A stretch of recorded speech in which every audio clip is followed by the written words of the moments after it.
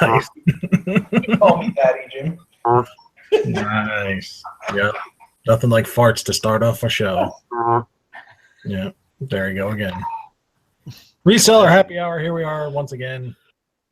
We don't plan this stuff ever, except for like at 2:30 in the afternoon. It's like, hey Jim, you want to do a show? Yeah. What time? I don't know. 7. That sounds good. I said early afternoon. I said early afternoon, and Jim goes, "Sure. How about 7 o'clock?" I like how like Dusty agrees to it and it's a go. Like I didn't get it.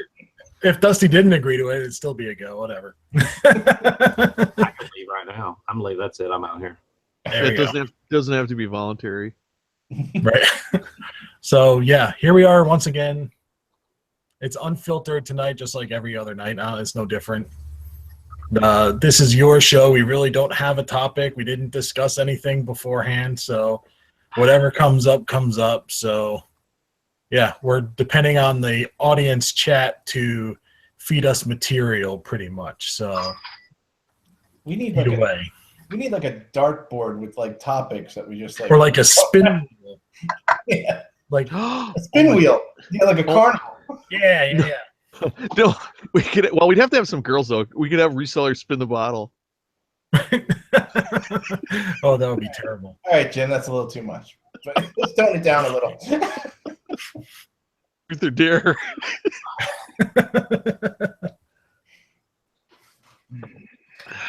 Grandma Magic Classic says it's too much pressure on the audience.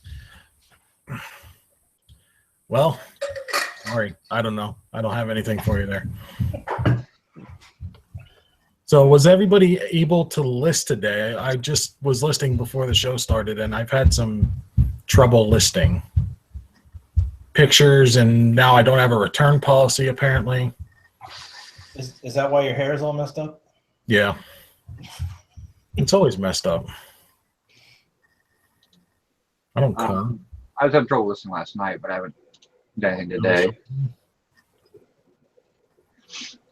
Yeah, eBay decided I don't have a return policy.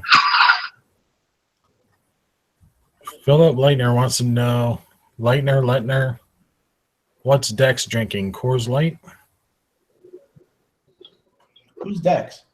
My camera. There we go. Oh, that guy. Yeah, there. Yeah. No, honestly, I have some shipments to go out, and I need some packaging, so I got to empty the box. Perfect. Nice. No, Grandma Magic's Classics. They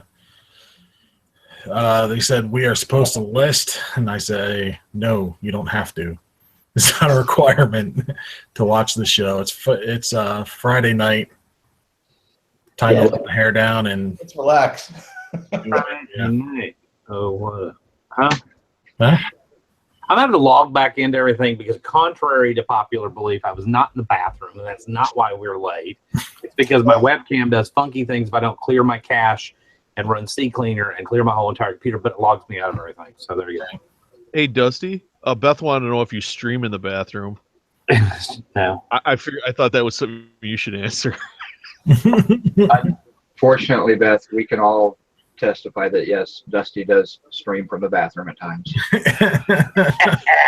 Yeah, but that rubber ducky sound is creepy as hell. You're creepy as hell. So you know what? I mean, Jim Bennett, Grouchy Reseller is live. All right, checking on my email. You know, I've had a couple glitches with eBay today. Like the whole message thing. Guy sends me a message, and I go to my messages, which I normally answer them through email anyhow. But like none of my messages, nothing's showing up in my messages since yesterday. Yeah, that happened to me. I got a message last night, and I saw it on my email. So I went, okay, I got to go answer that message this morning on the morning show. And I'm like, where's the message? So I'm like, I know I got a message. So then I started looking, but because mine was an active listing, whereas Dusty was not active, I was actually able to go to my listing tab and see that, oh, there's a listing with a question. I was able to find it that way, but when it popped me into the message screen, there was no message. It just said, hey, this person asked you a question, but there was no question there. But since I had it in my email, I could at least answer the question. It was bizarre.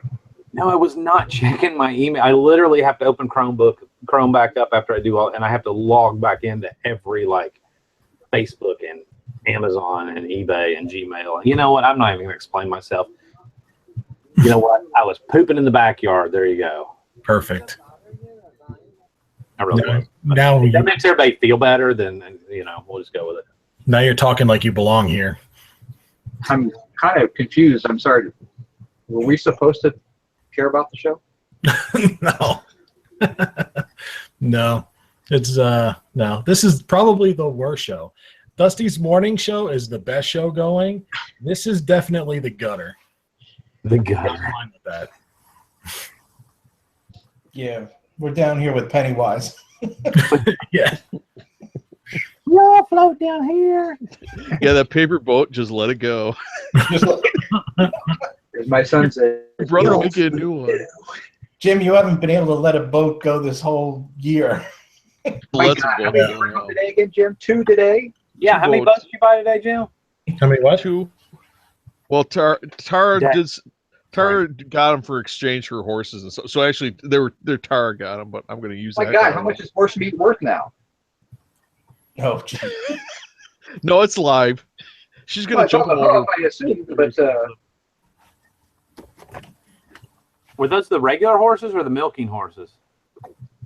Now this one's well, I guess you could milk it, but it's only got one teat. You know what I'm saying? yeah, we know what you're saying. Oh man. So I would recommend you not. You when Casey's you trying want to figure out where to sign up for that class. You know. well, it's a good way to get kicked. What's that But that song? horse will follow you around for life. Was that Hall Notes? I can't go for that. Yes, it was. Hey, is that one of those jugs of Italian red wine next to you there? What? What's that No, gallon? this is. That's Gallo. It's I Gallo. wish. No, it's Fanta. Oh, Fanta. The old Fanta Fanta. It's Bottle? an old like 1960s soda syrup bottle, and what do we sell for? $22? Yeah, it's gotta get shipped out. Dude, if that was current, the ICP concerts, people would be killing themselves with that thing. No, or Fago. You're close, Jay. I Oh, think it's Fago. You're right. Yeah, I'm sorry. Yeah, because it's Red Pop. Yeah, but close. Yeah, be close enough for the insane clown posse crowd. Maybe smashed it and freaking out. Anyway. Oh, Robin, don't use buzzwords. You know I hate that. Oh, don't get Dusty started on the buzzwords. We're all a community, so we can all use buzzwords. Oh God. But only during fourth quarter. Watching out for those bolos. Oh man. Bolo to the reselling community, fourth quarter. Great. Great. Now we're like the rest of them. Yes. Make sure you get some retail arbitrage to keep your metrics up.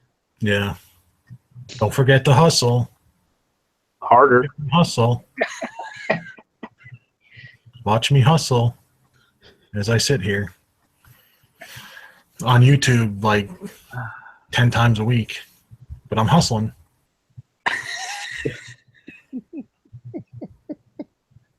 All right, that's it. Great show. Thanks to everybody that came out. It's over. Somebody ask a question. Save me here, Thrift Daddy. Ask a question. Don't just come in here and start saying shots fired. That's Joe's favorite thing. Shots fired. Yep. Oh, my Speaking of favorite one? Thrift Daddy, when you coming back down this way again? We'll wait around 2 minutes for him to answer. Yeah, we'll wait. Anyway, but if you want to avoid controversy or avoid getting into a controversial conversation, somebody says, yeah, I went to the doctor. They found out I have a brain tumor. Just this here's your response, or I'm getting divorced or whatever. You just kind of like a moment of silence and say, oh boy. That's how you get out of it. Just, oh boy. We prefer the universal. Huh. Yeah. You can't steal that from my dad. I knew this guy. I mean, he didn't want to get into anything controversial. And that was always his pat response. I heard him say it like a million times. Oh boy. And they just walk away. ABC of Reselling said it's about time there's another happy hour show. Of course, my in-laws are in town. Well, bring I hope them you missed on. the whole horsecock conversation that we just had because We love in-laws. Bring them on. Go put us all in the living room and tell us their names. We'll make them a poem. I guess. Yep. Griff Daddy said Christmas. Or should I say Christmas? Because he types in all caps. I don't care. I don't know what that means. Christmas. Okay. Is that a subject? Maybe still not Christmas stuff. Why does Jim's audio keep on really quiet? Is it just me? Is it quiet? Yeah, it is. His audio's never quiet, so it can't be. It's got to be just you. I don't know. It's Night Sounds with Jim. You got quieter. Maybe because I just screamed and my computer's like, oh, we better back off the mic. Maybe that's the problem. That's what. Yeah, your computer's never backed off its mic, though. I mean, Yeah. it used to be you could talk to us from across the hall down the way, and you're locked in your bathroom. We can still hear you clear as a bell. So. Yep. Wow. That's my computer.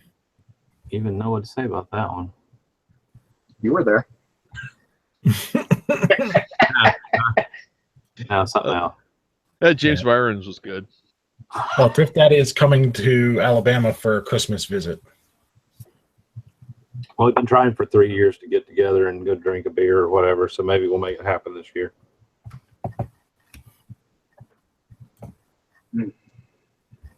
Oh, beer. Oh, beer. Oh, beer. So anyhow, in other reselling news, let's see what else is going on today. I don't know. You want to talk about being placemat boy? Yeah, so I guess I can. I was actually going to find some other group to read, but so during this morning show, I had a phone call come in, and I mumbled something like, "Oh, I probably need to get that because it's somebody that doesn't really call me really that often." And it's ironic because we were talking about storage space, and I felt like there were a few. I think you either get why we have a warehouse or you don't get it. Number one, it's cheap. It's great overflow. I never know what I'll get into next. So it's always there. I don't have to turn things down because, oh my gosh, I don't have enough space for that. So it turns out that phone call was a business connection that was losing, had sold a piece of commercial real estate that he owned where he was storing a bunch of items. As y'all know, we've made some really good money off placemats over the last 3 or 4 years. I've talked about it, at least on our channel. But so it was basically, do you want the rest of this inventory? And I'm like, well, how many? And it was 9,000 placemats. And they're nice placemats. I don't mind showing them. I mean, they're mainstays in Better Homes and Gardens. So they're a Walmart brand. But they're really, really thick. There's 6 per package. There's that style, and then there's a red that's also reversible to black. Polyester and polyester cotton blend. I got them really, really, really cheap, and it was kind of a deal where he goes, I've got them on my trailer because I'm moving them, and they're either going to go one of two places. Either you take them really, really, really cheap, or I'll take them, and then the price will go up or whatever. So, yeah, I bought 9,000 placemats. Wow. I want to see them all. If you staple those together, you might make a whole line to my house. I can show them to you. Hold on. Hold on. Yeah, how many times would those placemats laid end to end reach the moon and come back?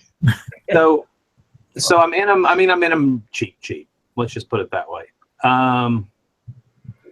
Here's what they look like. I guess I can screen share that without sharing anything totally personal, but really briefly. Please accidentally put up the wrong picture. So there you go. There you go right there. Well, it's stuck on Jason. It's not stuck on me. It's actually showing. Is it even showing me? It's showing you. Okay. Yeah. So that's what they look like. There's actually 4 more cases in addition to that that were already in the Jeep because I wanted to bring home a case of each of them. So there you go. But it was just I think it was a really good example. And believe it or not, that whole ordeal from the time of the phone call to the time I met him there at the warehouse to the time we unloaded those to the time I was back home, grabbed Tristan, took her to the chiropractor. It was literally like an hour from start to finish. But that's why I had the warehouse, you know. Would I have bought those if we were here where we're at now without the warehouse? Yeah, I mean, probably. I just would have figured out a way to put them somewhere, you know. It kind of does look like a drug stash. Yeah.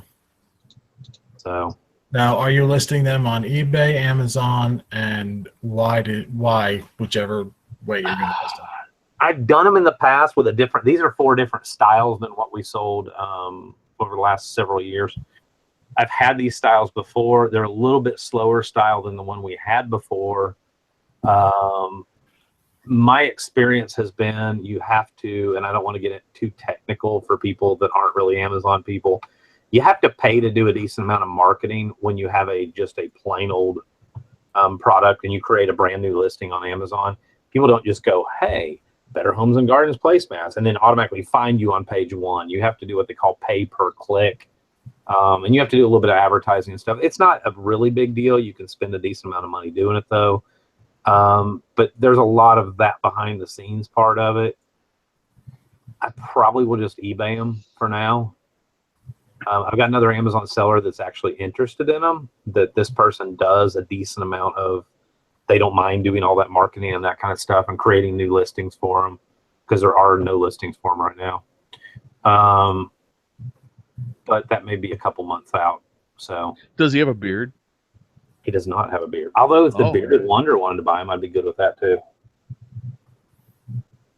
And he didn't even mention it when I brought it up, so I don't know. I had to eat off a placemat when I was a little kid. I didn't care for it. That's the best thing about those. You could hide the vegetables under that thing. Oh, man. Yeah, I used to have the sappy cartoon dog placemat with it. He had some kind of stupid poem, and I hated that thing. Anyway. But yours are nice, Dustin. A message got deleted. It was 2 emojis, and I had no idea what they. I was trying to figure it out too. Yeah. Plug triangle. Oh, I think that might be code. Yeah. Because, okay, hold on. What would that mean?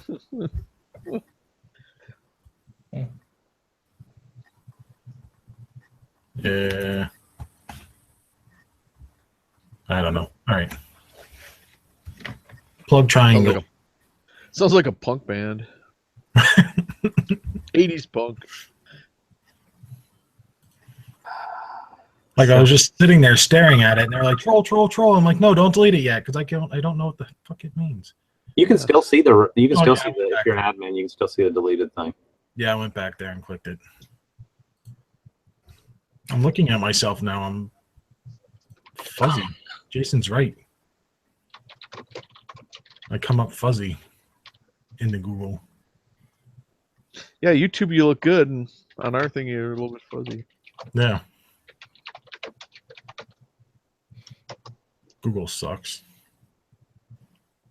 Question from Thrift Daddy. Anybody sell a Flowbee before? How did you test it? I'm going to go on a limb. Why couldn't you You remember probably that? put it up to your hit the switch.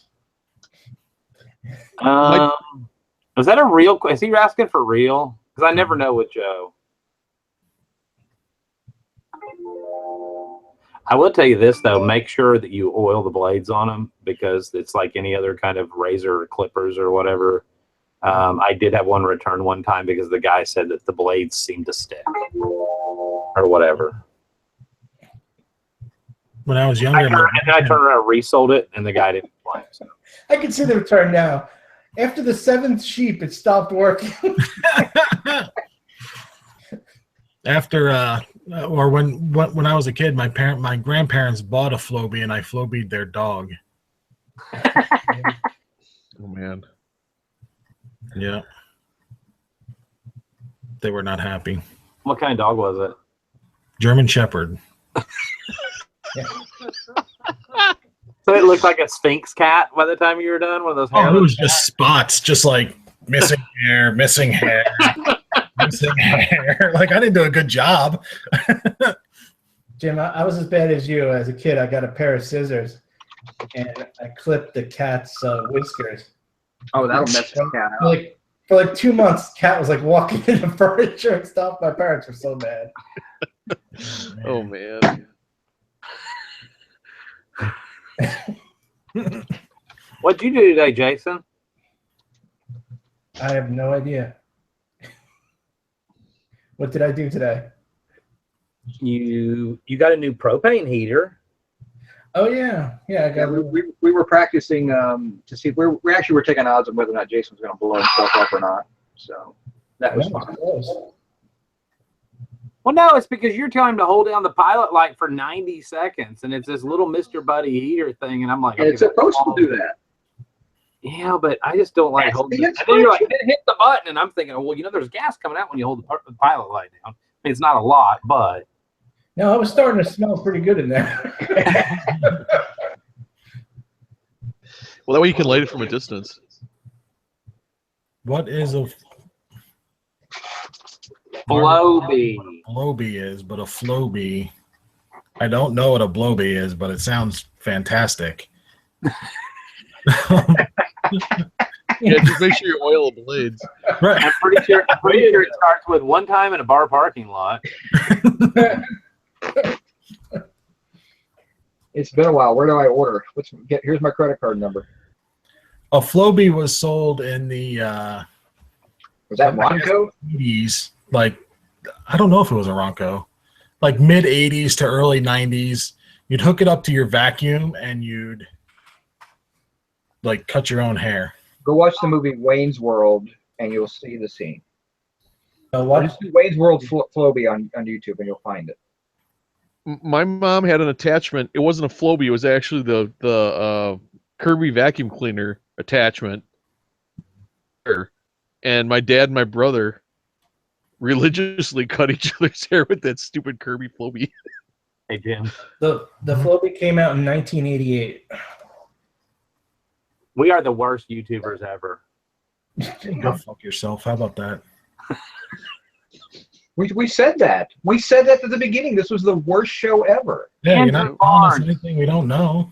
Andrew Barnes, ask your mom if it's okay. Okay, never mind. Yeah, if you scroll back to the beginning of the show and watch from the beginning, we admitted that in the beginning. Yeah, we suck. That's it. End of story. Thank you. We suck like a Flowbee. I feel like I should. You can't say you're sorry now. It's too late, buddy. Yeah. Uh-oh. Margaret says we can use the vacuum for the Blowbee as well. Oh, I guess somebody saw me in Goodwill today. I picked up a pair of Nike cleats. So Kyle Grover is asking, how good were the cleats you got from Goodwill today? I have no idea. I just picked them up because they're Nike cleats and they're clean. Like he's stalking you or something? Huh? He's stalking you? Did you do a video today? No. That's creepy. Yeah.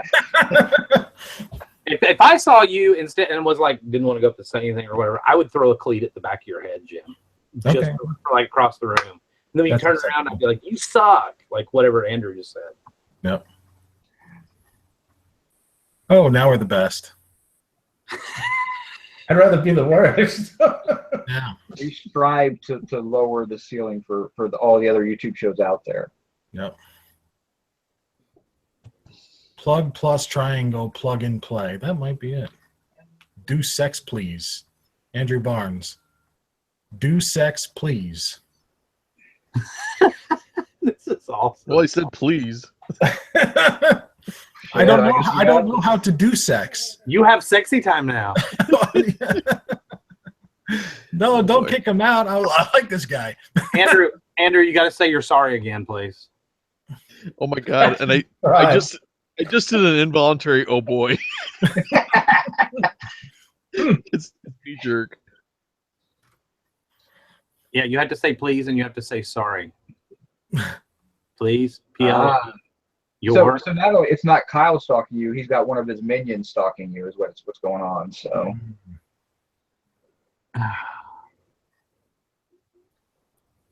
Penny Pitchy Mom apparently needs a Bloby for one of her daughter's dogs. You really love your animals. Yeah. Margot.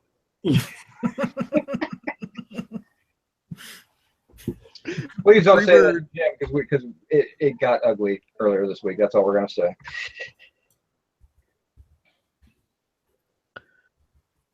Oh, I yeah. can't do anything. I don't have a wrench.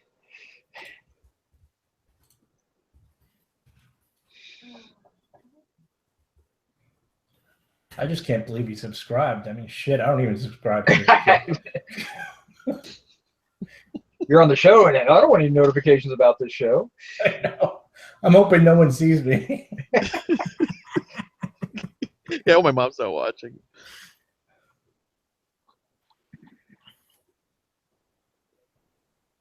Where the hell's Dusty?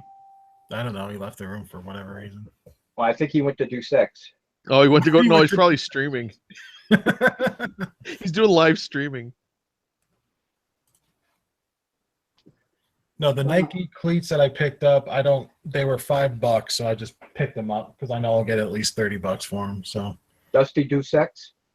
Dusty do pissing, apparently, according to Tristan. Dusty, love you long time. What did I miss? What do I have to do now? I don't know. You were helping out and doing what was requested was by going out and doing sex. Oh. You the kings. Apparently, this guy doesn't like participles. Is he dangling one too often? Do da da. Oh yeah, the Police. Great band. The Police, yep. Da da da. I can't believe that song was a hit. That No, was what song's worse, that one or where they're singing about, pedophile love? I mean, Oh, yeah, well, yeah. Back then it was accepted. that's true. Yeah, but at least it told a story. Even if you didn't care for the story, at least but a do a da da da. I mean, I couldn't get to the tuning knob fast enough. Yeah. I think that might have pushed me over the edge of country music. What's sad is that song is now going to be sampled on some rap album. If it hasn't already. Right, yeah. Well, I figured the other one was like the Kevin Spacey theme song from now on. So. Yeah. All right, I'm done with Andrew. Oh. Yeah, we've had our fun. Now he's just gibberish talking. Oh. Yeah. In the words of Mr. Wonderful, you are dead to me. Yeah, once Margot said he boring, then he boring. There I go. Boring. Now Margot's talking that way. He Once banged. Margot said he was boring, I was like, all right, time for him to go. I bet it was really that lady that sent you the purse and then in the Coors Light box, and then she watched your video. Oh, maybe. Maybe. Yeah, I still feel the same way towards her, by the way. I gotta make another trip to the purse box. Where's he going? Making He sex. He go do sex now too.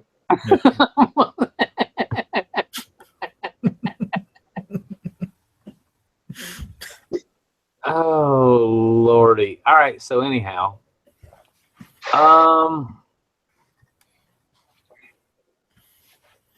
Yeah. yeah. So my eBay sales have been horrible today. Like I'm really almost embarrassed to say that I've done $50.92 today. I don't know what's going on. It's about what I did. Man, you guys suck. That's horrible for. I mean, Fridays are normally decent. Well, I did go and I logged out and I went to another browser and I searched a couple of my items, looked by best match. Went to eBay on a different browser. They're showing up fine. So I mean, it's not like eBay's hiding my listing, which I don't believe in that anyhow. I'm sorry. I do think there are glitches, but I can't buy into the like. I'm eBay just doesn't saying, want my guaranteed shipping is smoking you bitches today. Uh-huh. Well, I've got guaranteed shipping now. I've got that all fixed out. Yeah, I'm just a hair under $200 right now. Yeah, I'm at 144, but I've already shipped some things. That's why I thought I was having a crappy day. Because some stuff came in before 10 o'clock, and I just shipped it out right when it came in. that still doesn't show up on my screens. Really? What? The shipped by date? Ship by time. Oh, mine totally does. It'll say print labels and ship, and you click it. No. In the listing, under the shipping tab in the listing itself. Oh yeah, mine doesn't. Like if you look at Jim's, Jim says items paid for before 10 o'clock, or actually he was saying like 2 o'clock in the afternoon, 11 o'clock Pacific, will be shipped the same day. I don't have that. I don't have anything about being same day shipping, but I do same day shipping. Well, you need to find out why not. That's kind of odd. ABC of reselling. Random question, Jim. Which size shirt do you wear? I got a load of short sleeve Charles Tyrewitz shirts. Well, if they're not short sleeve with collars and plaid, he's not interested. Yeah. That's all I wear. Either a 4X or a 5X. I'm a fat ass.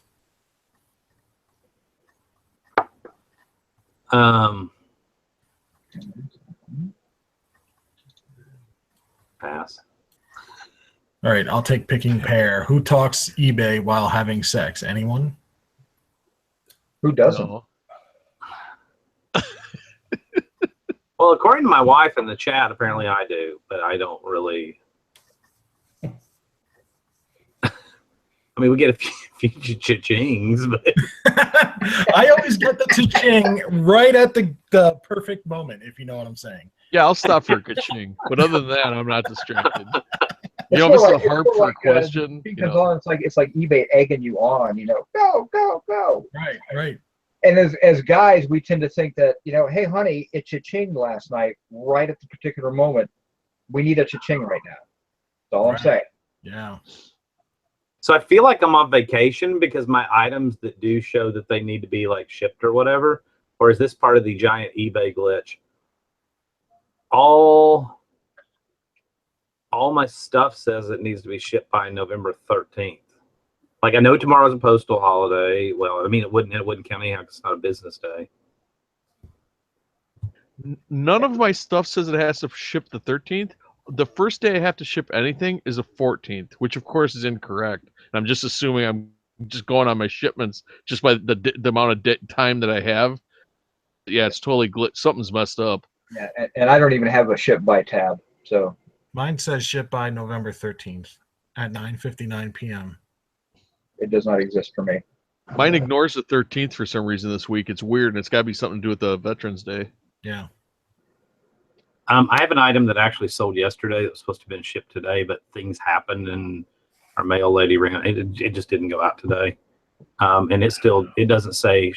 It says shipped by November 13th, and it should have say shipped by November 10th by today. So if I get a defect on that one, I'll actually, which I'm sure I will, I'll actually go in and be like, hey, it showed the 13th.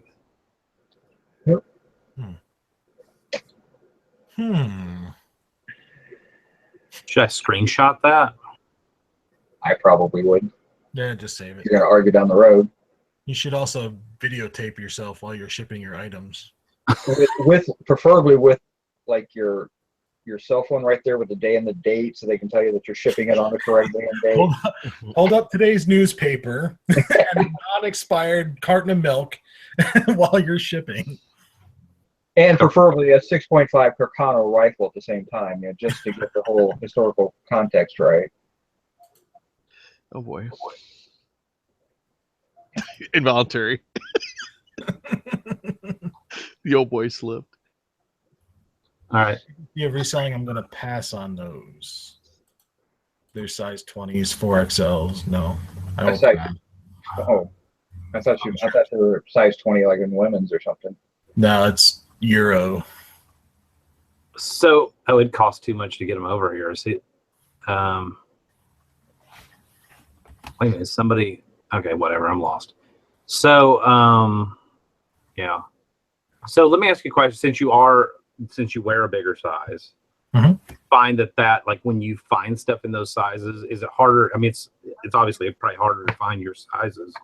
So when you come across plus size stuff, I mean, do you normally grab it because you know there's a demand for it and it's hard to find?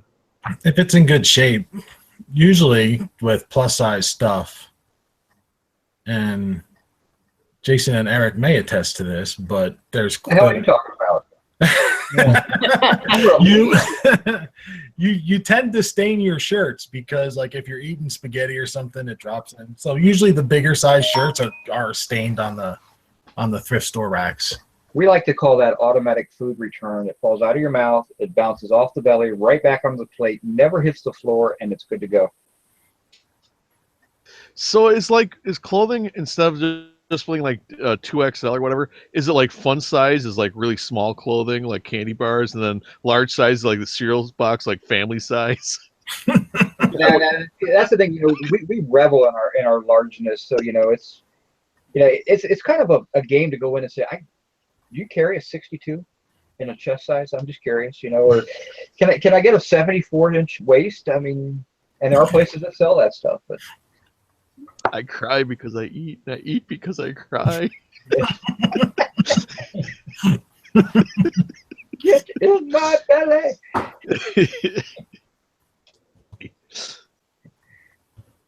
Man. Oh, Tristan's like, oh, please try having big boobs. Tristan, we all have big boobs. Thank you. True. I showed the guys the other day. Yes, he did. You don't ever need. We're like, where are you, Jim? Why aren't you in the hangout? And he's like, oh, I'm watching football, and then we get a hairy nipple picture, and I'm like, what the hell? And he's like, well, I had to take my shirt off because I spilled spaghetti on the front of me or whatever. So I'm just picturing you like sitting there just eating spaghetti, and why is Dad naked? Well, he's watching football and eating spaghetti. It wasn't spaghetti. It was stew. I had a thing of stew, and it was in a Tupperware because it was from the night before. And I went to like eat it, and it I tipped it in front of me, so it went all down, and it was hot and wet.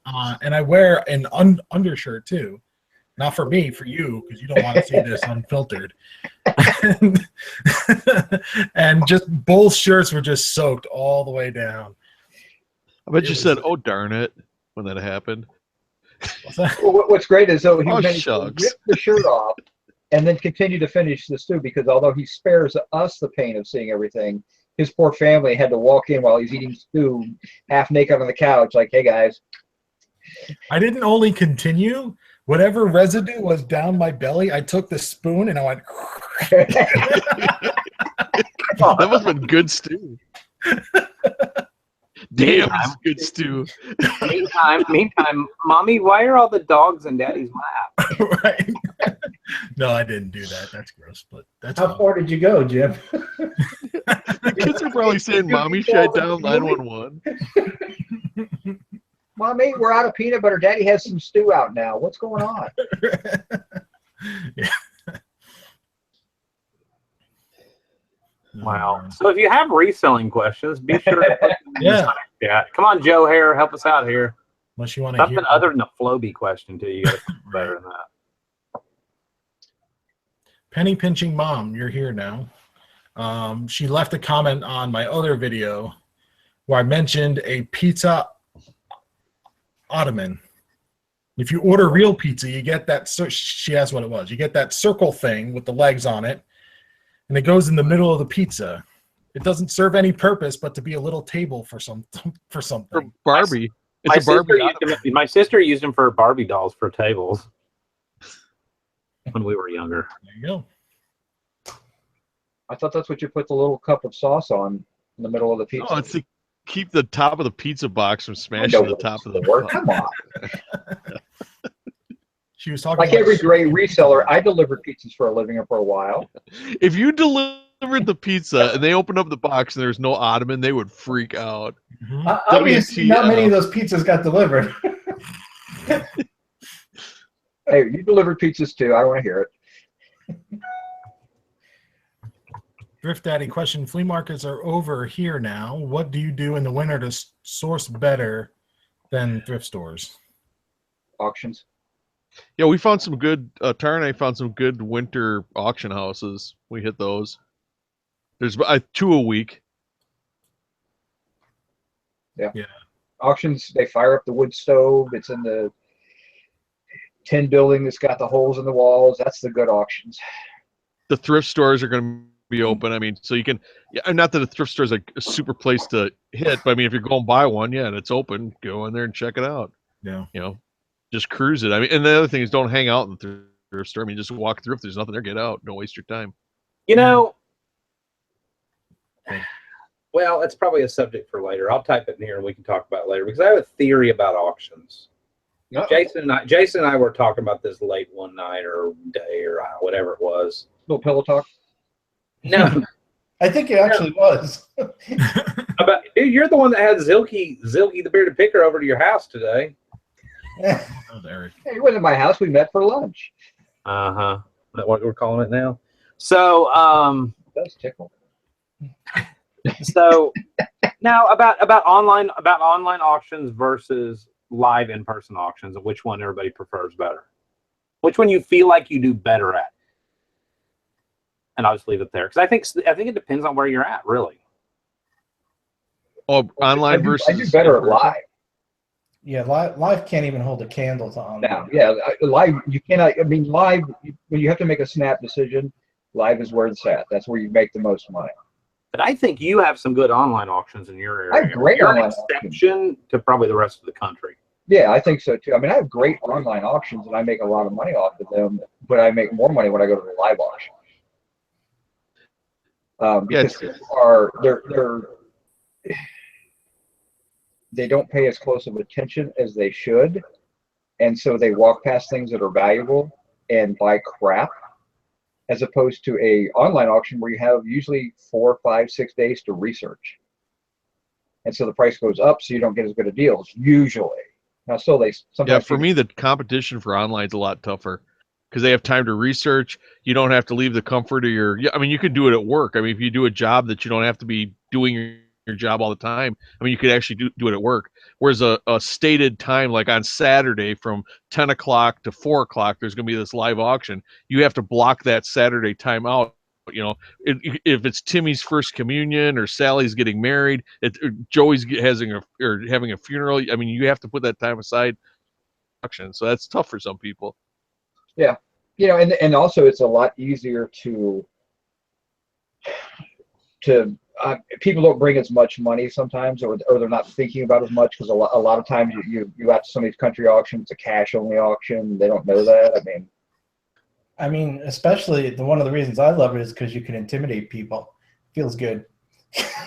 I'm going to intimidate people, but when I bid with confidence, and it's very easy to run somebody off when you're going, yep.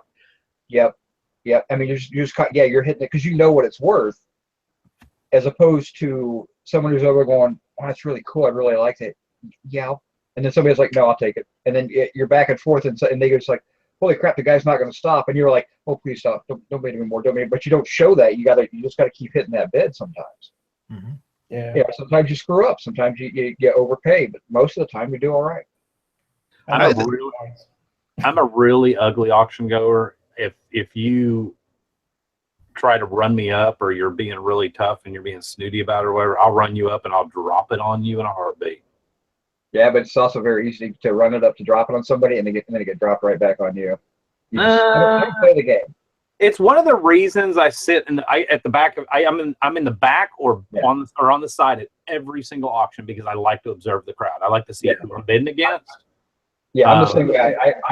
I protect myself by staying in the back because I don't want to bid bounce off the back wall, and I want to see who's bidding and what they're buying and how they're going about it. But it always kills me. You always have the regulars that sit up front in their little chairs that they leave their cushion on, so everybody knows that's their reserve spot every week. And you watch them, and they're just like this. And I'm like, you have no clue and I mean, you get to a point where you trust your auctioneer if it's a regular auction you go to. But, you know, if it weren't for that, you could be having, you know, they could be just running you up, acting like they had a bid somewhere else or whatever. But I want to see who I'm bidding against. I mean, I did that here a couple of weeks ago at an auction, and the lady, I knew who she was, and she was acting kind of snooty and everything else. I mean, I didn't know her personally, but I had watched her bidding style on stuff, and I just pretty much, you know, they're like, we have $4, $5, $6. You know, do we have 7? And I'm like 10, and boom, that was it. I was done. She never bid again, and she turns around and does this number to see who it is, and I'm just looking off like I don't have a clue who it is. See, I'm the opposite. I like going in the front. I mean, I'll go as far as wearing some like stupid hat. I want to be as noticeable as possible. Tristan said Dusty makes enemies. And yeah, Tristan's been I mean, I have a tendency, you know, if it's an auction where they have like a multiple quantity of something that I like, and normally like that auction on Saturday nights, Jim, that I don't know if you've been back to that one, but you know, it's kind of out in the country, whatever else. And most of the people that are there to want to enjoy the snack bar, or they're there to, you know, just get out on a Saturday night because there's nothing else to do for 50-mile radius. And like they ran some doorknobs through one night, and they were brand new in the package, drawer pulls and knobs and stuff. And they're like, they went up to like 60 cents or whatever. And they're like, okay, seller, or, you know, you're the point at me. And they're like, you're the high bidder, come up here and pick out what you want. And I just looked at the auctioneer and I said, all of them. And everybody in there's like, and he's like, oh, he takes all of them. And I just got some glares because these people thought that they were going to, you know, I was going to pick out 10 or 12 and they were going to give choice to the backup bidder. It's like, no, screw you. It's an auction. I want all of them. I tend to, and Tristan's right, I do tend to kind of make enemies, but I don't really care. She said then she has to jump in and defend my honor. I did that on a couple mini bikes, and I made a kid cry because his dad told him, don't worry, we'll get the next one. It was a pair of, what are they, Trail Fox or those mini bikes? A pair of these old school Trail Bug. Old school, no suspension. You know, you pull it, it's an old Tecumseh motor or whatever, the pair of mini bikes, $50. Which one do you want? I go, I'll take both of them. Oh man, the kid immediately starts squirting tears. Nice. Sorry, kid, it's a business. Rat bastard, Jim. Way to be a rat. You saved that kid from at least 3 broken bones. He should be thanking you. Yeah, he should be thanking me. Oh my god, I ride that thing. I mean, when you get off that thing, it feels like somebody took your kidneys and put in. I can't describe the feeling. It feels like your insides are all ripped up. It's bad. You gotta let the air out of the tires. Picking Pear said, talk about auction food. In Alabama, it's usually depending on, but 9 times out of 10, it is hamburger, and possibly, if they're really fancy, they have a George Foreman grill and they have a little small Fry Daddy, and you can get in line to get French fries because they can only cook one order every 15 minutes, and literally wait behind everybody else. And it's like, it's usually that. Or, no, we get good food up here. There used to be a couple good ones that had like homemade chicken salad, and there were people that would literally, there was one over in Hartsville, Alabama on Monday nights, and the crowd would leave 30 minutes into the auction because they were all there solely just to eat. They had no interest in the auction. Yep. Like in 30 minutes into the auction, the place would just clear out after all these it was mostly older people. It was at a VFW. And after they all got done eating, they just leave. Yeah. No, I mean, up here, a couple of the big ones have food trucks that actually come up and they'll park and stay open the entire time the auction's going. And then there's one that actually has a restaurant attached to it, so you can go out and go to the restaurant, order some food, and they'll fix it and throw it on in a styrofoam container and let you take it back to the auction hall. I mean, there's all kinds of crazy stuff up here. Yeah, the one right up the road here is literally like 2 minutes from my house.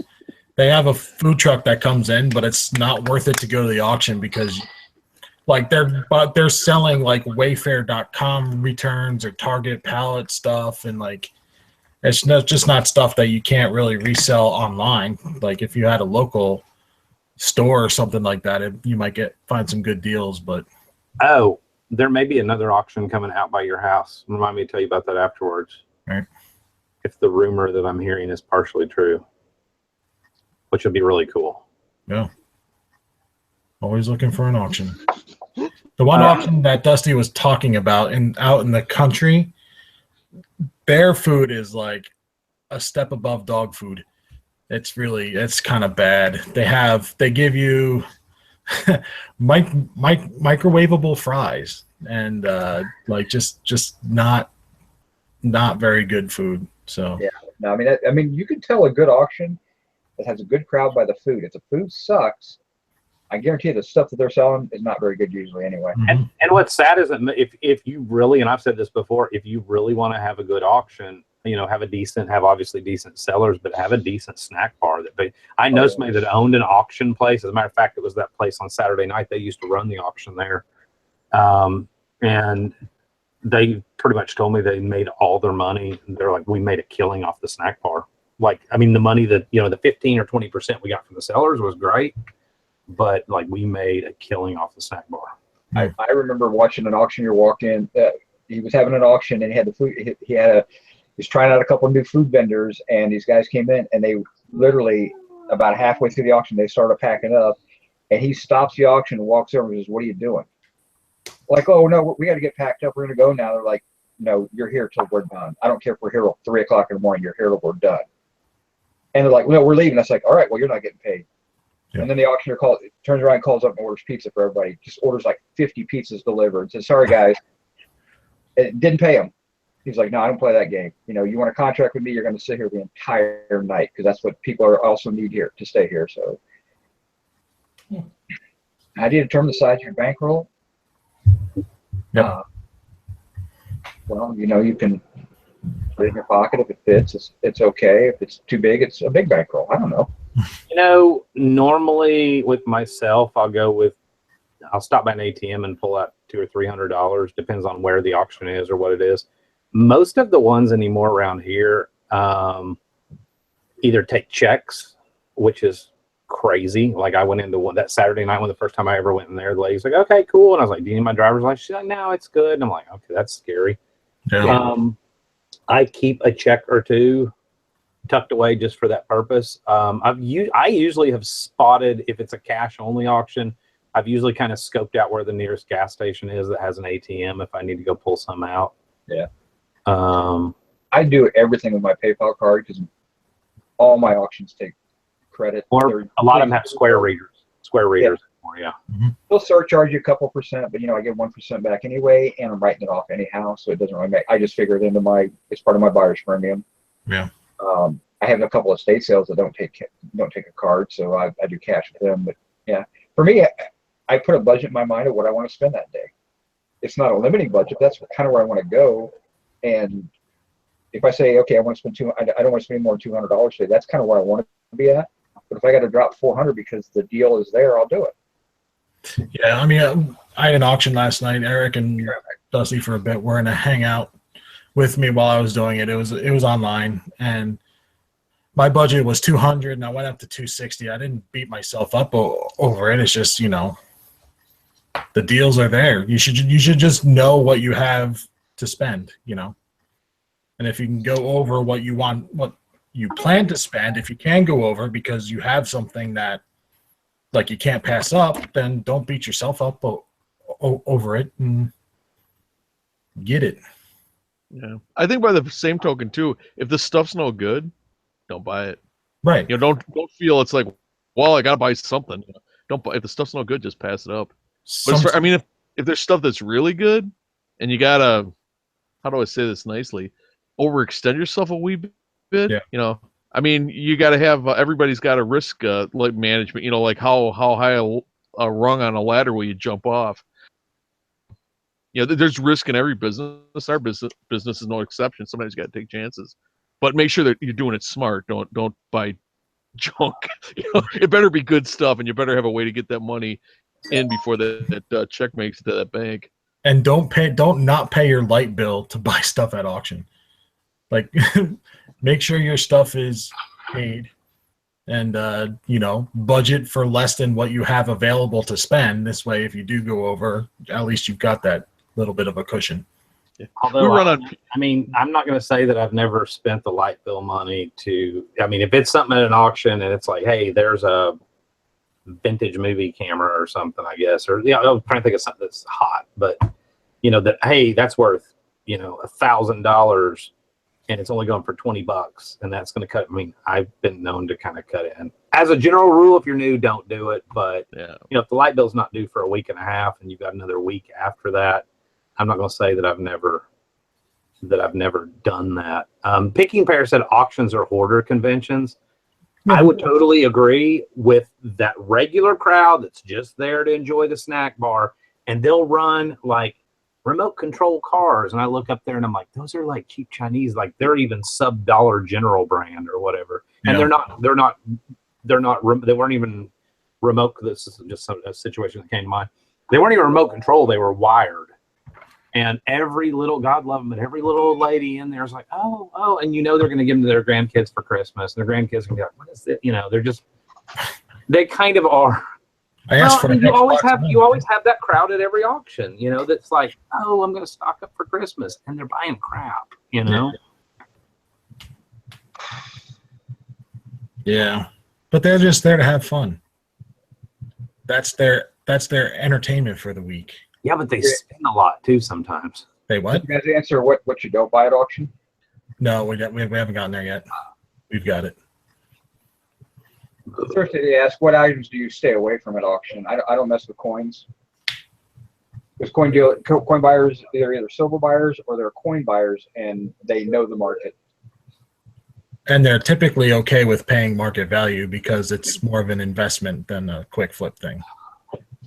I don't like comic books. Do what? I don't like comic books. Yeah, I don't buy comic books. Jewelry typically, I mean, by the time it's had enough set of eyes on it, number one, the seller bought it from somebody who put their eyes on it, then the seller put their eyes on it, then they stuck it in the auction, then 5 people came through and looked at it. You're typically not going to find, and I know Thrift Daddy does good with some junk bags at thrift stores and stuff like that, but typically I think a lot of those things haven't had that many eyes on them. You can still get lucky. I mean, I've bought junk bags before at auctions and done pretty good with them. Watches are pretty commonly overlooked. There's a lot of money in a lot of watches that most people would think like, oh, it's a 70s Timex. It's nothing. Right. So I'll look at watches, but of course that's just kind of a personal passion of mine too. Guns here, you can't touch guns with a 10-foot pole. I mean, I had my eye on an AR here a while back at an auction, and I'd already looked it up. We had determined I'd only remember like $400, and it ended up going for $800. You know, it went for some crazy, stupid, twice what it was worth. Every now and then I can get a gun at a pretty good price, but I don't buy them very often. I don't really have a need. I got more than enough. So and guns are one of those things that are just kind of a pain to flip. So if I buy one, I'm buying it for myself. But yeah, it's pretty much everything else is up for grabs. But I don't mess too much with jewelry unless they're giving it away, which sometimes it does happen. But you don't. Gold jewelry you almost always see go well. Costume jewelry, the little ladies love costume jewelry. Yeah. That's hard to pry it out of their hands. Firearms are like boats and motorcycles. If you can tell somebody how many you have in less than 15 minutes, you don't have enough. Well, you're covered on boats, motorcycles, cars, snowmobiles, and Hose. Boats and hose. Yeah. John Snyder asked if I was going to get the baseball authenticated, the old Babe Ruth / Lou Gehrig, Mickey Mantle, Joe DiMaggio. There's an event near us from one of the authenticators here. There's pretty much 2 big companies that authenticate. John will correct me if I'm wrong on that, but there's 2 main companies. One of the companies has an event about 45 miles from here tomorrow. I called them and asked them how much to have it authenticated in person. They told me because of the Babe Ruth signature, $200, add another $200 for Lou Gehrig, and that they would do the DiMaggio and the Mantle for free. So it's going to cost me $400 if I go tomorrow. That's really not a big discount over what it would cost to have it sent off to like PSA DNA, which I'd almost prefer to go with. So I may not go. But yeah, there's your answer to that. But if I do, I'll definitely let you know if I go. So I planned on it early on. I also bought 9,000 placemats today, so that kind of put a little bit of chunk in the budget. So yeah, don't know if I will or not. I kind of expected when I called JSA, when I called them, I kind of expect them, and she said, well, hold on, I got to talk to Mr. Spence. I guess that's the guy that owns it. And she put me on hold and came back, and I expected him to come in a little bit less, but I was kind of hoping that they would kind of hit you with hey, we'd really like to see that ball because that sounds really cool, and it'd be a one of a kind, and like, hey, we'll work you really, it's in the middle of Coleman, Alabama. I mean, it's not a big town. I don't think they're going to have people lining up to have things authenticated, I could be wrong. Yeah. I don't know, but it'd been kind of fun to put that on the old center stage and, here somebody's bringing a Babe Ruth ball in, and maybe draw up some publicity or something, But you're right, it's Coleman, Alabama. Yeah. D. Skinner said, what did you pay for the placemats? I'd rather not say, simply because I may have some deals in the works to try to flip the placemats, and I'd rather not say like, hey, I paid that. I mean, although the person that I would potentially sell them to wouldn't care, they just ultimately care about what they can sell them for. But yeah, I'd rather not say at this point. Less than a house. Silver Hair Stacker asks, 10-unit storage auction tomorrow. Should I go? Have you cleared out the last 12 units you bought, Todd? That's all we're going to ask. How big is your back stock? Like how big is your bankroll? Backed up pile? How short on you of mattresses and refrigerators are you? How much do you like dirty underwear? Yeah. How many more microwaves do you need? How many dressers do you have that are all missing one drawer? You have a good stock of canned goods.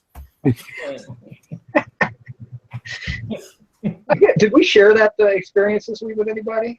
No, I don't think so. Have you started a bonfire yet with all the unpaid, unopened bills that you found in Walmart bags? Yeah, I know. Or how many dresses have you found that have all the drawers, but then you pull one open and you realize you have to throw that drawer away because you can't fix what's inside it?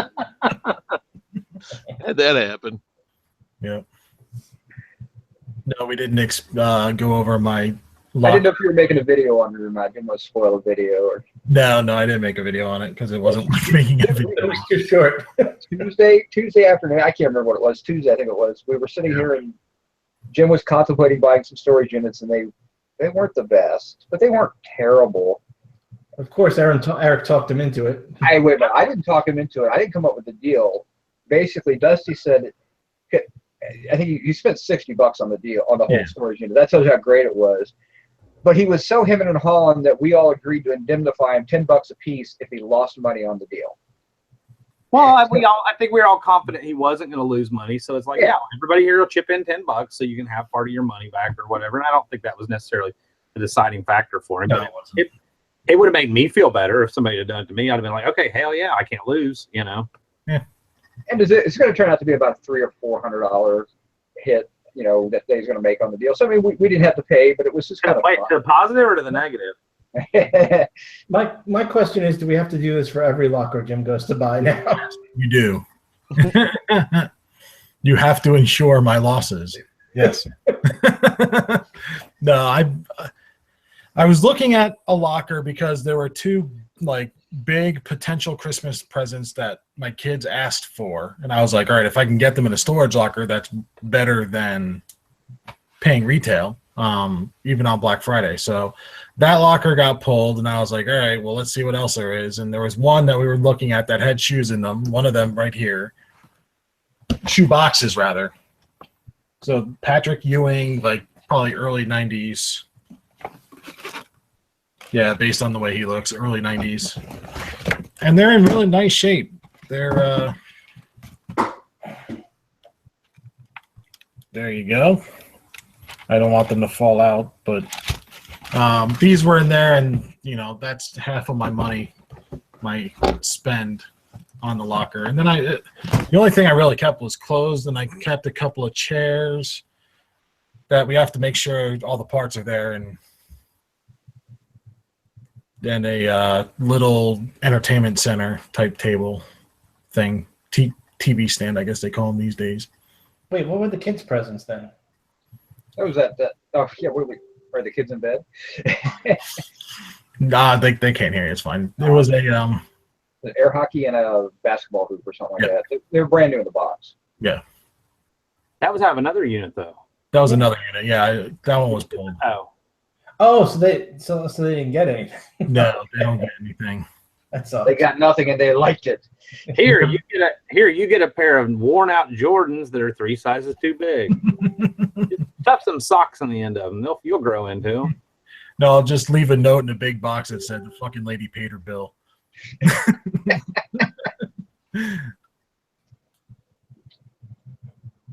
Yeah. Silver hair said we suck, and he should know better than to ask a question. Yeah.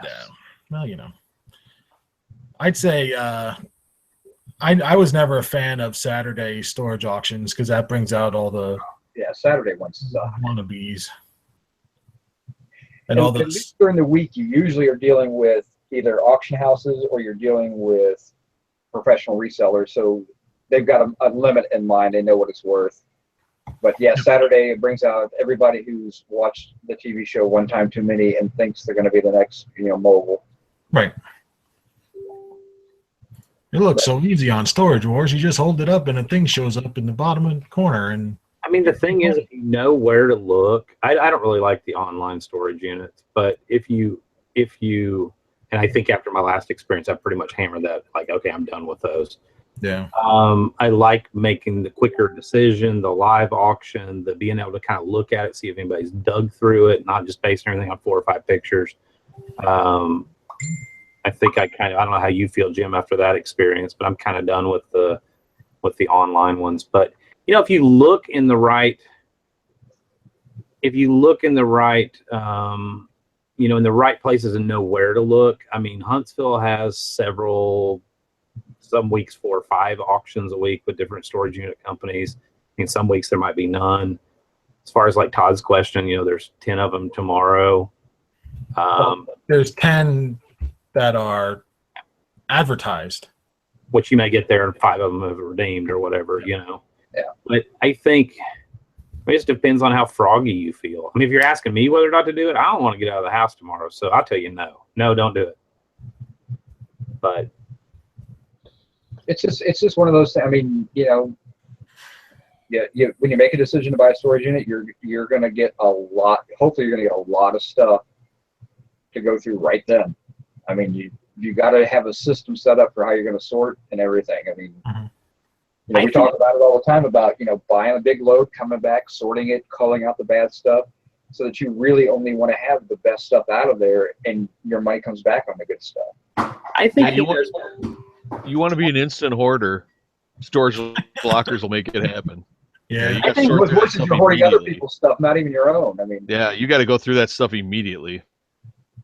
how do you find out which ones have live auctions? Depends on where you live, but most auctions are required by law in most states to advertise in some sort of legal notice. So it could be the legal section of your local paper.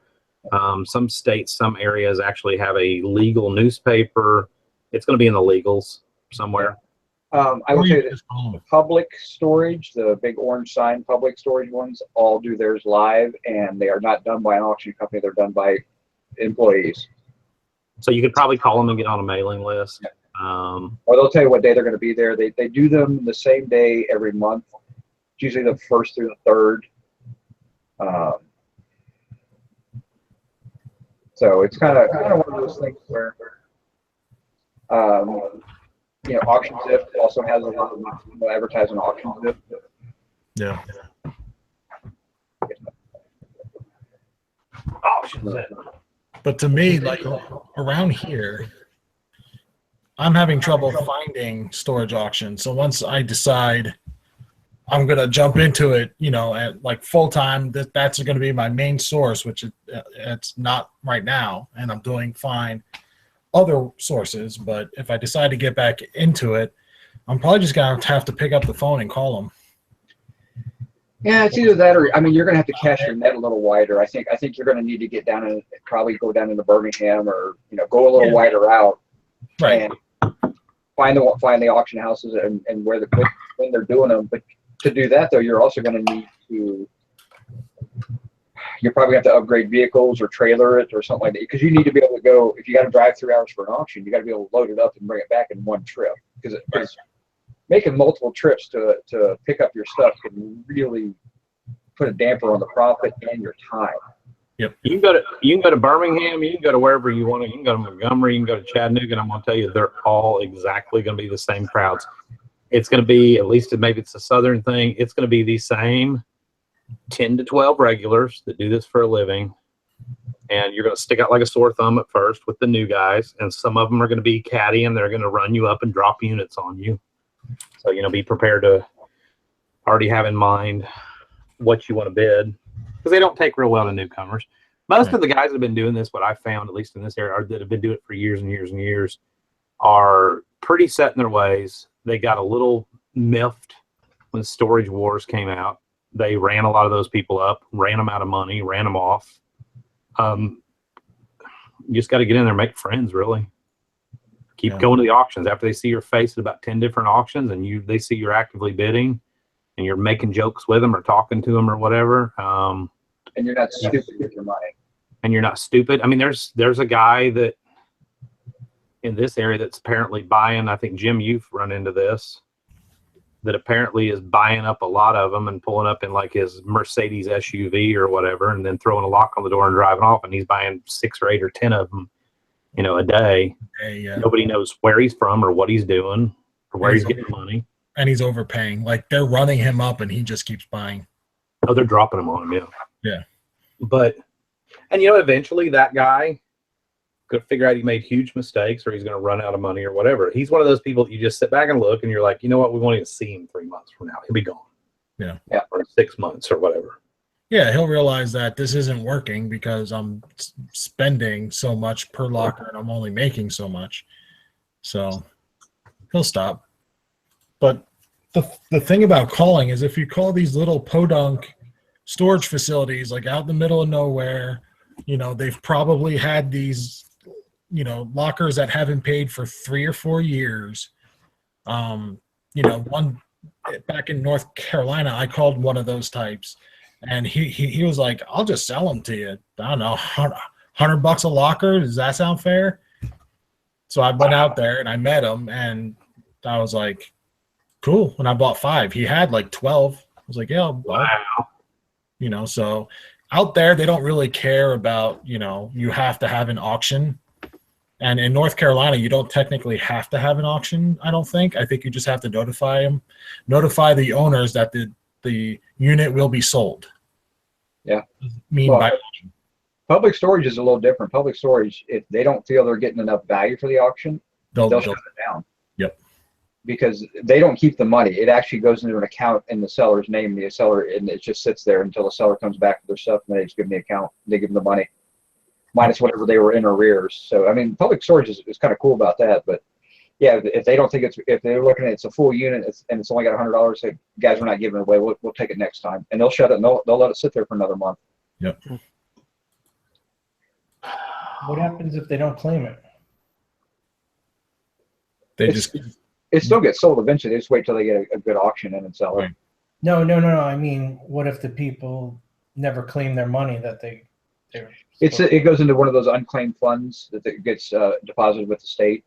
Yeah, have you not ever run your name through your own state's surplus money thing? I found money for my dad one time. It was like my grandmother's and my great aunts, deceased great aunts, and all that, and tried to get a buyer's premium off of it, a finder's fee. And my dad was like, "No, but I appreciate it." And I was like, "Oh well." Yeah, run your name through sometime. Yeah, I found my dad has money on. I don't even know if he ever claimed it. My dad has money on it though. Go to Google and just put your state in and type unclaimed money or unclaimed. But make sure you're on a .gov or a .org site. Yeah. You want to be on a .com because it's somebody who's offering to find that for you and then charge you a fee for it. Unclaimed property, yeah, and don't go to one if you don't pay to do any of that.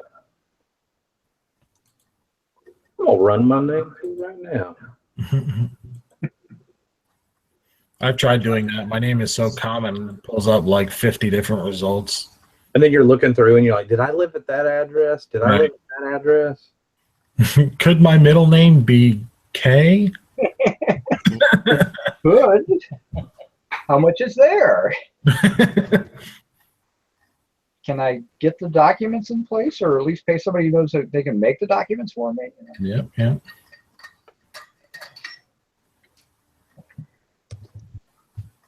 But yeah, that's the storage unit game. It's a fun game, but it's tough.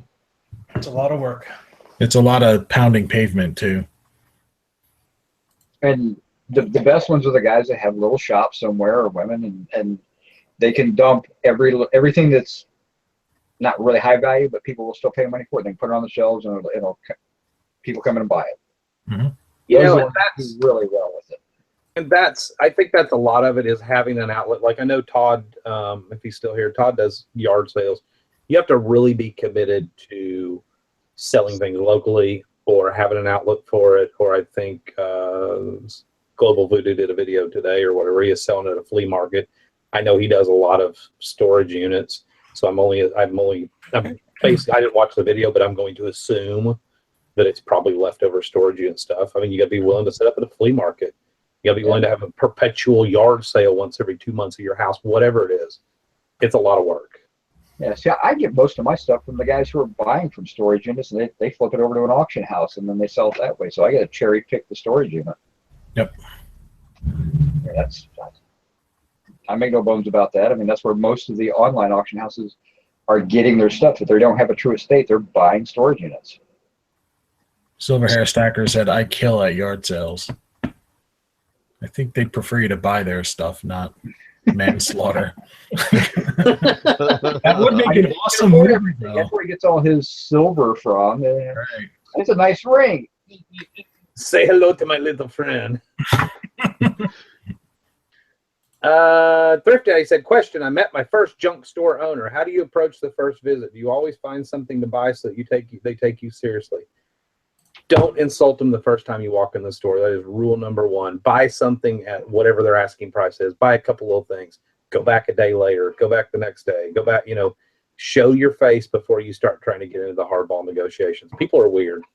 Junk store owners are a special breed. They can be some of the nicest people in the world, but they're in the junk business. They've heard everything under the sun. I was talking to one junk store owner one day, and he flat out told me, he said, if you walk in my store and I've never seen you in my store before, and I have an item for $10 and you offer me $5, he said, I'm automatically going to tell you no. I don't care what excuse you give me, whatever. He said, because if I take $5, he said, I've just set a precedent for you to come back later and expect me to take half on every other item in my store. And I was like, dang, never thought about it that way. He goes, but if you offer $9 or whatever, he said, I'll probably say yes, or $8 or $9. He said, I'll say yes just to show you I have a little bit of wiggle room. He said, if I see your face in there over and over and over again, paying close to my asking price, he said, then we're golden. We'll have a relationship after that. Well, I had a junk store, and when you brought something up to the counter and you wanted to negotiate, first thing I'm going to ask you is, what else are you getting? Yeah. Yep. I'm not giving you nothing off on one item, so keep digging. You make a good enough pile, we might bundle, but I'm not cutting you a discount on one item. Yep. That's it. I'm cold. I'm courteous, but I'm cold. I don't warm up to these people. To me, they're meat on a hook. Because tomorrow you're going to be bringing something in. I got to buy it from me and pay a lot less than it's worth. So, yeah. I'm cool, but polite. And don't insult their pricing. I think that's the biggest thing. And to insult somebody can be done in the sweetest way in the world, and you could be the nicest, most polite person in the world, but to insult somebody doesn't mean you're spitting in their face or you're going, hey, this is selling for a lot less on eBay. It can literally, you could be, like I said, the nicest person in the world, but things can be taken as an insult. I mean, don't be afraid to negotiate, but that's me, Jim. I know. I'm just saying. But I'm Alabama Pickers, right? But yeah. I mean, it can be a little insulting. You never know what kind of day they've had. But owning a junk store is tough. I mean, I may have just unloaded an entire freaking truck in 103-degree Alabama humidity, and then I walk in there and you want to tell me that I can't give you $12 for this because it's only selling for $7 on eBay. I'll probably turn around and look at you and go, you know what? Then go buy it on eBay, and just turn around and walk off. It's really no different than negotiating at a garage sale. I tell you, a junk store is a little different because people are proud of their junk stores. But it's not a one-time. With a junk store, you're looking to establish a relationship. Whereas a yard sale, if I insult somebody and they start getting hateful or whatever, okay, cool, I'm on to the next one, and I just drive off. Yeah, in a yard sale, you live there. I mean, so your cost of your store is zero. But I mean, owning the store, owning the brick and mortar, I mean, you got utilities, you got rent. You got, all these other costs. You can't go places to source anymore because you got to man the store, or you got to pay somebody to man the store. So you have high expenses that a lot of times the person bringing this stuff in doesn't understand, or the person trying to beat you down on your price. So. And if you really want to tick them off, just look at them and go, well, it's all donated to you. It doesn't cost you anything. And I'm like, really? And I had somebody do that one time with the nonprofit, and I just kind of turned around. I'm like, yep. And all my employees work for free, and the power company gives us free power too. I just turned around and walked off after that. Well, all my stuff was bought. I had zero donations. I paid for everything that came through the door. Well, with the for-profit one we had, I explained that. I said, I buy everything that comes into the store, And usually a yard sale, the person holding the yard sale is not having the yard sale to keep the lights on or put food on the table and things like that. They just want to get rid of junk, like what they see as junk. Whereas if you go into a junk store and you're dealing with the owner, you're messing with his bills and his food and everything else. So, and definitely don't take out your phone and show him how eBay works. That's the worst thing. Let me show you what eBay, and just like hold it in his face like he's some kind of dummy, or she. Yeah, wherever you came from, you need to go back there now. Right. There's a door. See that tar thing out in front of the store? That's called a street. You need to hit that. The F out of my store. Yeah. Fun stuff. It can get ugly. Grandma Magic's classics. Number one dumbest thing people do: lowball offer, then tell me they can get it cheaper. Well, then why didn't you bother? Why did you bother with an offer? Holy shit! I got money. Do you? Woohoo! Found some? Is it good, or is it like? I didn't hear a cha-ching, so your cha-chinger must be broken. Yeah, my chinger's all messed up. My phone. Yeah, Or you're meeting somebody later tonight off a Craigslist ad. That's all I'm saying. No, it's about the unclaimed. No, the unclaimed monies. Ah, okay.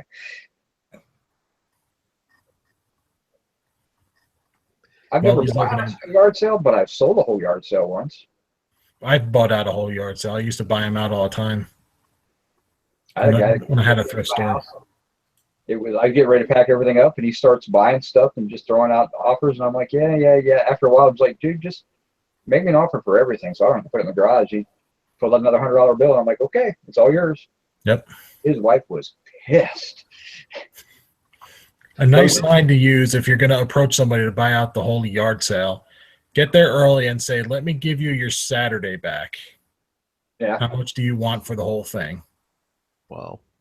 And take it all. Yep. We had a house up for sale. It wasn't getting a lot of action. So I decided, I told Tara, I'm like, we'll have a phony garage sale. We'll just take a bunch of stuff that's too big that we're going to Craigslist or whatever. We'll put it on Facebook that we're having a garage sale. And I said, it'll bring people into the garage sale. And actually, we sold it. It was listed with a realtor. They still got paid a commission. But we sold it on a butcher block in the middle of that garage. But anyway, this lady came in for everything. The butcher block is one of the things she didn't buy. But she started piling up. She said, how much for everything except for the butcher block? And there was a fire hydrant she didn't take. But she bought everything else. We were done. It was our first day. And I'm like, well, this ain't working. So we made a lot of money, but it was defeated the purpose. We got a lot of people to come in. So I had to quick take the van and go pick up a bunch more junk and then bring it over so we could keep the sale going. That was funny. But yeah, open houses work okay. But I'll tell you, a garage sale of the house works great. You just have a thing of flyers out that the house is for sale. We had everybody tromping through that house. Nice. Now we had a guy who was doing tree trimming in the neighborhood.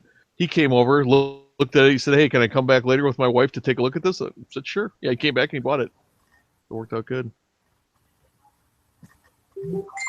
Picking pear. Anybody ever go freestyle picking in the country? I'm not a freestyle person. I don't like doing that because I don't know how many guns I'm going to see that day. It's better to send your production company out first to go freestyle, and they find the spots for you to freestyle at, and then later on you film you arriving and surprising the people. I mean, I'll go freestyle. I've done car shopping on like somebody's that. property, but I'll go take the road less traveled and look for junk stores or yard sales or whatever. That's different though because they're inviting you in. Yeah, I mean, I've actually bought cars like that where you're driving along, you see a cool car and maybe an old beater or something that's kind of pushed off to the side, and I've knocked on the door and asked about the car and actually bought cars like that. But not junk. I mean, it's the same concept, but it's not quite the hey, I know I'm a stranger. Can you let me in your garage so I can kind of look at all your cool stuff that you weren't even thinking about selling? Yeah. Yeah. Not gonna do that. You know, and a lot of that, the freestyling thing, like on American Pickers, that wasn't, they just drove up. All that was totally pre-scripted ahead of time with the the directors going out and looking for people, or the people called and, hey, we're going to fake that Mike and whatever his name is, Frank, just happened to drive past or whatever. It was bad because we got 40 acres and there's stuff on the property. And I had to have these people rolling in, and I had you get the pat speech. when I'm ready to sell my stuff, I'm going to put up a big billboard, stuff for sale. Until then, get the flip off my property. And I don't care if they're holding their 9-year-old kid by the hand. That's the speech you get, because don't come trespassing on my property, asking me a bunch of stupid questions or wanting a tour. You need to get out of here now. Yeah. Do you carry? I don't like. Do you carry the gun outside just for that speech? No, didn't have, no. And if they had a gun, I don't know what would have happened. But I mean, I just let them have it, both barrels. I mean, verbally. But yeah, they were off the property. I mean, and I got a reputation within 4 or 5 months. I didn't have anybody coming in anymore. I just got a reputation as, don't go into that guy's yard. But I mean, it was getting ridiculous. I just had the sudden urge to drive up to Wisconsin and just start going to people's houses and like, hey, they for sale around here. So you can find the right house, you know. Yeah, I had a guy pull in. Oh, so what exactly is for sale around here? I'm like, there's nothing for sale around. Get the hell out of here. Anyway. Nowadays, I don't know. Yes. And if they hold money, would your attitude change? If they showed you money? No, my attitude is not going to change. I'm not into ambush buying. I mean, when you come in and ambush me, if I have something listed, or I have something listed on Craigslist or eBay or whatever, that's the price I want. You want to negotiate off that price? I have it for sale, and that's great. I've taken the time to look at that thing. I know its value, and I'm ready to negotiate with you. I don't want you to come in and talk to me about something I have no intention of selling. I have no idea what it's worth, and now you're going to skin me because of that, because that's what you're doing. You're going to ambush me and hope that hopefully I give you a lower price than what it's worth. I'm not into that. Either way, I don't do it to other people, and I don't like people to do it to me. Yeah. And I'm not, ever since something happened at a yard sale, I'm not the kind of guy to go around flashing money. Like, look at what I got. I got this much money, because at a yard sale that I was holding, we were moving out of Florida to North Carolina. A guy comes up, and he was a scrapper, and he was like, you have any old wire or, old electronics you want to get rid of? And he's like, I got one of these for you. And he holds up a JFK 50-cent piece. I'm like, get the hell out of here with your stupid like you want to hold up like 20s? Okay, then we'll talk. But don't show me. And if you're good, you can have this quarter to put into your piggy bank. Yeah, don't show me change. Say hello to my friend, Mr. Washington. Yeah. Get the hell out of here. Anyway. You ever see a copper Lincoln? Say hello to my friend Smith and Wesson. The tow truck driver showed up yesterday to haul the jet in to have it fixed. He's got a Ruger, not a Ruger. I had on a Ruger. He had on a Glock shirt and a Glock strapped to his hip, and I was like, "Do repos much?" He's like, "Yeah, sometimes." Why? I was like, "Okay, nothing. Just wondering." Like, no offense, but you're towing cars for Geico contracts. We're really not dangerous people.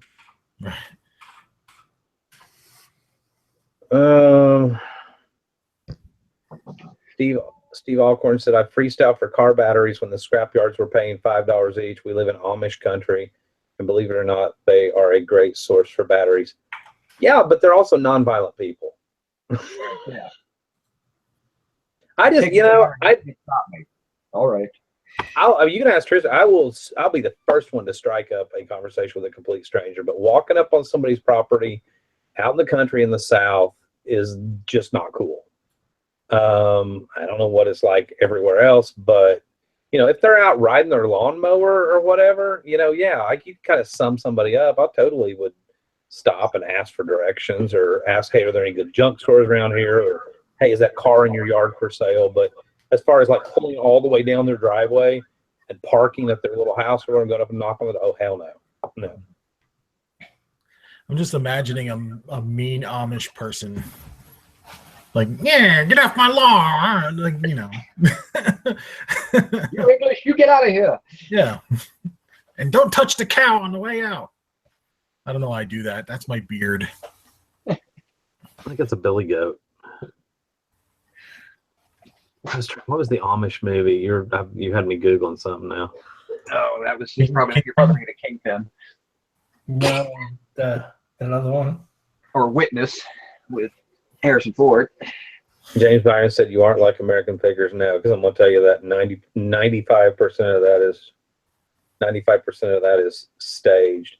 We were talking about that the other day. Gabe and I went through Nashville here a while back, and I was like, you know what? I want to see the American Pickers place. Heard that it's kind of cool. I've read mixed reviews, whatever. It's in this old, cool, like old car factory brick building. They revitalized this whole area of like a little brewery and some restaurants and art shops and stuff.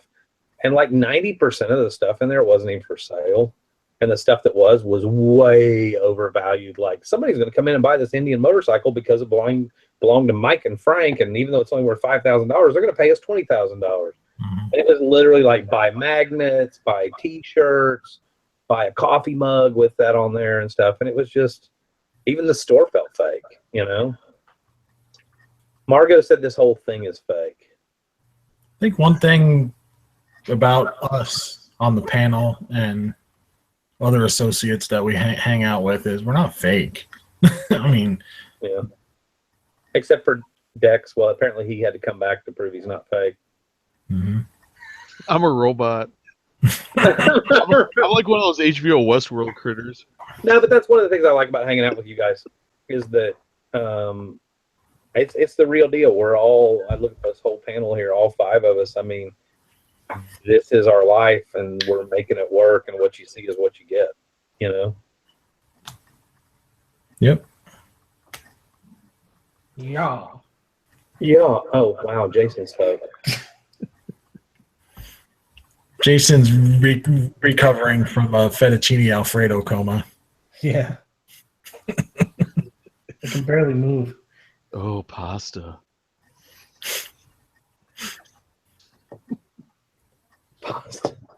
Robin said, I did mention it before the show. yeah, I had your exact words before the show. I had a lot of Alfredo. If I fall asleep, don't pay me any attention. I want to fall asleep really bad too. You got carb overload. Yeah. Food coma eating it tonight. Now, Jason, you wake up late. Now you guys start going to bed early? I know, right? I did wake up late today, didn't I? Yeah, your mailman walks in today and you forget to mute the computer, and I'm sitting there, there's nobody else there, it's just me and Jason. I hear him go, yeah, I stopped by earlier, but you weren't here, so I called on a few more places and came back. You know, it was 11 and you weren't here yet. And I'm like, Jason doesn't get out of bed before 11 o'clock, and I hear the mailman start laughing. He's spooning right then, you know. He goes, your buddies will sit there really quiet until they hear something that they need to pop in on, don't they? And I'm like, yep. That poor mailman. I think he loves you guys. I'll send him a link. Something just happened in my kitchen. Beth asked, ever start shopping a garage sale that was really just people cleaning their garage? They don't like that. I've actually had people pull up maybe when I'm cleaning and rearranging my garage, and they think I'm having a garage sale. Oh, like, okay, I get what she's saying. Okay, that's just awesome. I'm like, so how much do you want for this? And they're like, what do you mean what I want for this? Oh, am I doing a garage sale? We had I've actually contemplated selling it. You know, how much would you give me for it? You know? We had a competing store in our town, a competing resale. Well, they're more like they were less themselves an antique. We said we were resale because I sold everything. Tools didn't have to be antique, but we did sell a lot of antique stuff. But this antique store that was downtown in the Ritzy district, Tara and I had bought these glass display counter. Like you go to a jewelry store, you got the glass with the two shelves and it's lit with fluorescent lights. We bought that to jazz up the store. So we're unloading these off a trailer. We're putting them in the store, and these two people come up in their van who have the competing store. We're like, oh, are you guys going out of business? Can we pick through your inventory? We're like, no, we're not going out of business. We're just putting in some glass shelving. Get the hell out of here. So anyway, it's pretty funny. Picking Pear asked, how does we run into them and it scrolls off the screen or as I start to read it. Hold on. How does winter change your business habits? How does winter change your business habits? It's cold outside. Sleep later. It's what? It's I cold sleep outside later. and you sleep later. I don't know. Yeah, for us, there's no garage sales or anything. I'm going to be totally honest. I tend to buy in larger, and here comes the making fun of Dusty because he lives in Alabama and it's so cold. I don't even want to hear about cold. Okay, so now we got that out of the way. But did we really? Huh? Can we really get it out of the way? No. All right, let's come back to it in a minute, and then you can make fun of me all you want to. I'll go to the bathroom or something and stay gone for a minute or so. Oh boy. So no, I mean for real though, I tend to buy in bigger loads. I will say this. The stuff that I have in the warehouse now, a lot of that is probably the result of like winter buying.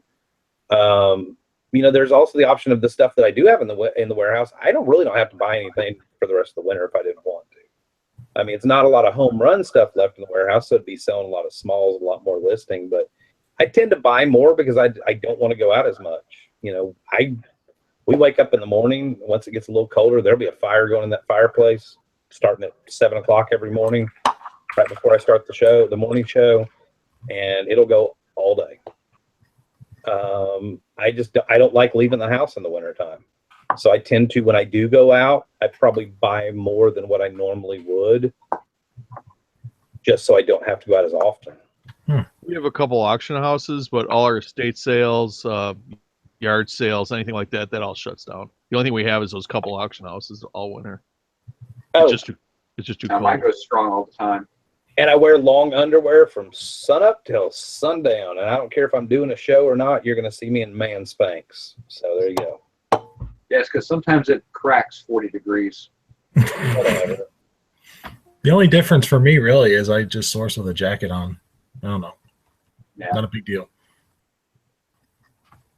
Thoughts on sourcing while intoxicated? Asked D. Skinner. Yeah, don't bid on online auctions when you're drinking. Yeah. Yeah, I think we've all had some of the drunk bidding at times. So you know you've done something wrong when you get that invoice in your email the next morning and you're like, why did I buy this? What did I buy? Apparently I liked it. Typically what happens is you set your high bid too high, like you meant to put $60 and you put 6,000. You forgot the decimal point. I did that once. I bought it was a jacket. It was a very nice jacket. It was, I don't know, it was easily a $125 jacket, and I meant to put my max bid at $40 and I put it at $4,000. Mm-hmm. And I couldn't figure out how to get the darn thing to cancel. So I just sat there and watched, hoping somebody wasn't going to run me up. And I got it for like $7. But I was just like, that's all I need, some jack wagon to come in here and go, I love that jacket. I'll spend $100 on it. And I'm going to be like, great, I own a jacket for $100. It's not worth, what I paid for it. That's when you got to make sure Dusty isn't in the room when that happens, because you know he's going to log in and bid $3,999. Right.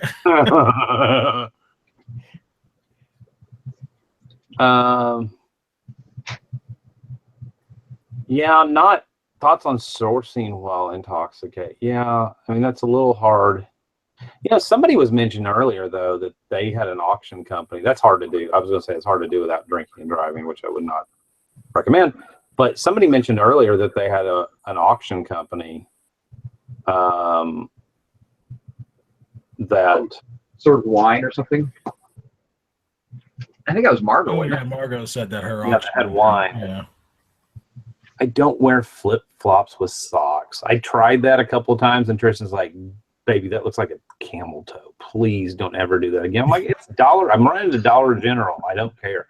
Like, a lot of times I'll wear, like, the weirdest thing I can, if it's Walmart or Dollar General, just to see if anybody actually looks. Because you can walk into Walmart in Alabama, and I could literally wear those overalls and nothing else, and probably not a single person would look at me. Actually, it would probably be like, turn around, you got like 7 other guys out there, you got like no shirt overall wearing crowd, You're like, you're overdressed. Yeah. Really helps if you actually unhook one of the straps so it hangs down so your man nipple sticks out. So Yeah. See, that's brilliant. Free wine. I'm telling you, I'm really tempted to go to auctioneer school. I think if you had a little bit of a personality, could entertain a crowd, knew where to get the right dealers to bring stuff in, had a good snack bar, maybe threw in some free wine, some free alcohol, you could make a killing. Mm-hmm. You could pack out an auction house. but if you don't have a good auction house near you, there's a definite need. I mean, I'm sorry, any decent sized town needs to have at least one auction house. We have a couple here. They're just, we have several. They're just not ones I go to because they're higher end antiques. Mm-hmm. I've got of pure auction houses, I've probably got 5 or 6 that are really fantastic. And I've got a few that are small little country auctions, things like that, and then I have all the online auctions. But you know, they're running. I mean, I can, if I looked at auctions right now, I probably have 50 for the weekend I could go to, if I had to make a guess. The 2 we do, we drive 2 hours to get to. We take a van, so we're we are able to put stuff in the van so to make it worth the while. But yeah, we drive 2 hours, but it's the only game in town. It's 2 hours there and 2 hours back. Yeah. You're filling that van then. I used to do that. When I lived in West Virginia, I used to drive to a little town on the border of PA and Maryland, and Emmitsburg, Maryland, every Sunday, 10 o'clock. Check it out if you're in the area. And literally, they would buy storage units, and they were the type of dealers. They would look through a little bit of it, but it was literally grab the storage unit and just put it on big tables. And the whole place would hold probably 500 or 600 tables, and it's always outdoors. But it was an hour and 45 minutes away because of the way you had to get there. So we'd take the van and we'd make sure that van was full. I'd spend $100, but I mean the van was packed full, so that it made sense to make that trip.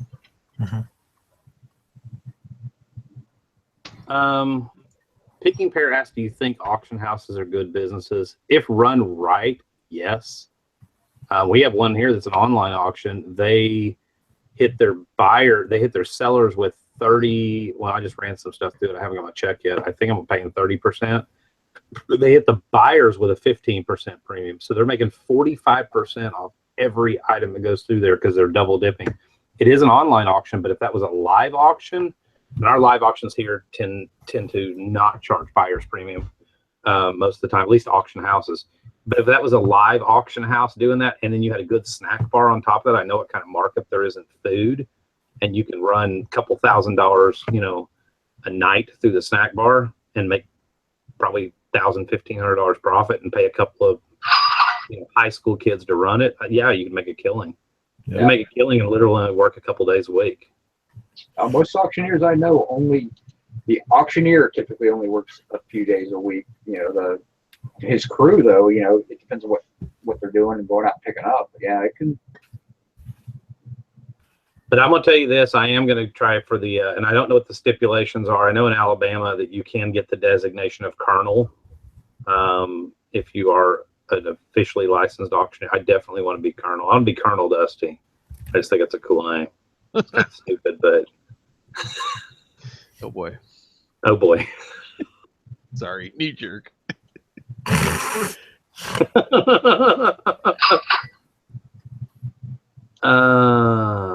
Grandma Magic Classics is talking about people she saw in Walmart. Guy with the full beard, pigtails, in a mini skirt was just too much. Lincoln Park, Michigan.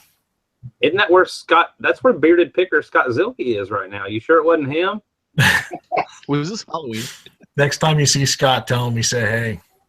I hope he's listening too. Give him a slap on the fanny for Walmart late at James Byron said Walmart late at night is like something out of Rocky Horror Picture Show. No, I'm gonna tell you, Waffle House at 2:00 in the morning in the South is the place to people watch. Yeah, I'd never darken the door of a Waffle House. Denny's in Key West after midnight takes the cake though. That was when we stayed in this little cottage right behind when Trish and I went down, and every night she'd be like, I'm going to bed. I'm like, I'm gonna walk next door to Denny's. She's like, okay. Finally she's like, what are you doing at Denny's? I'm like, I'm watching people. This is amazing. You can sit up there. It's like free refill coffees. I've gotten to know the guys that work the night shift and just sit and watch people. I mean, like nobody's sober. Like I don't even think the employees are sober. Oh, I'm jealous of the cha-chings. Whose cha-chings were those? These are mine. Oh, okay. Very casually. Antique ice cream mold. Yeah.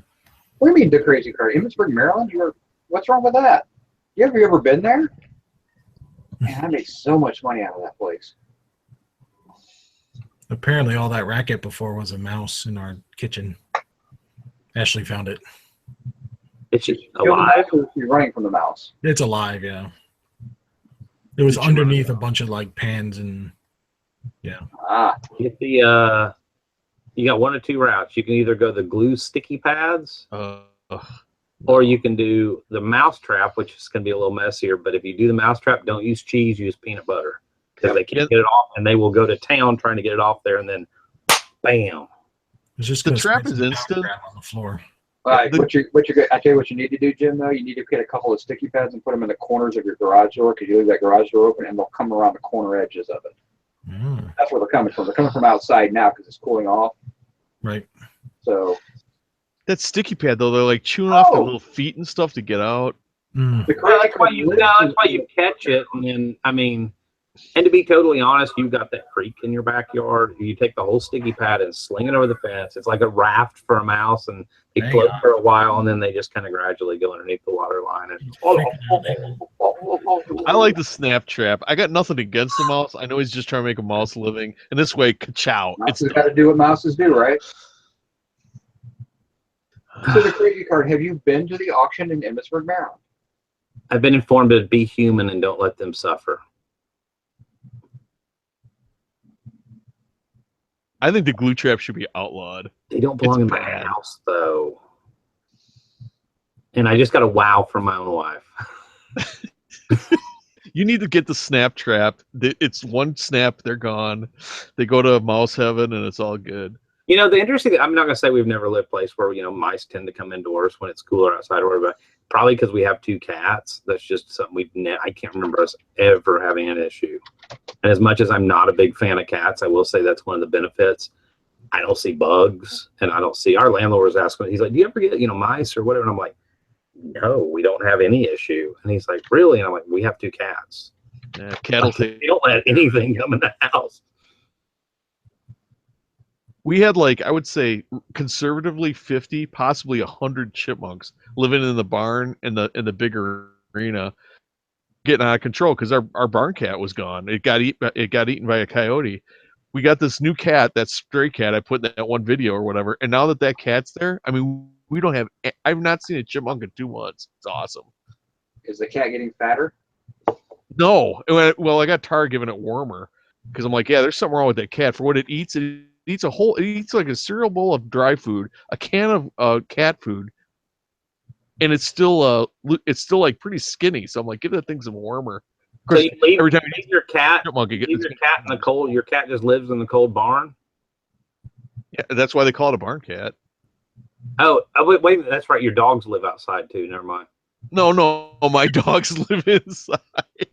Just the cat lives outside. Well, it was a stray cat, so it was gonna live outside either way. That ain't my fault. He's gonna power grab. What?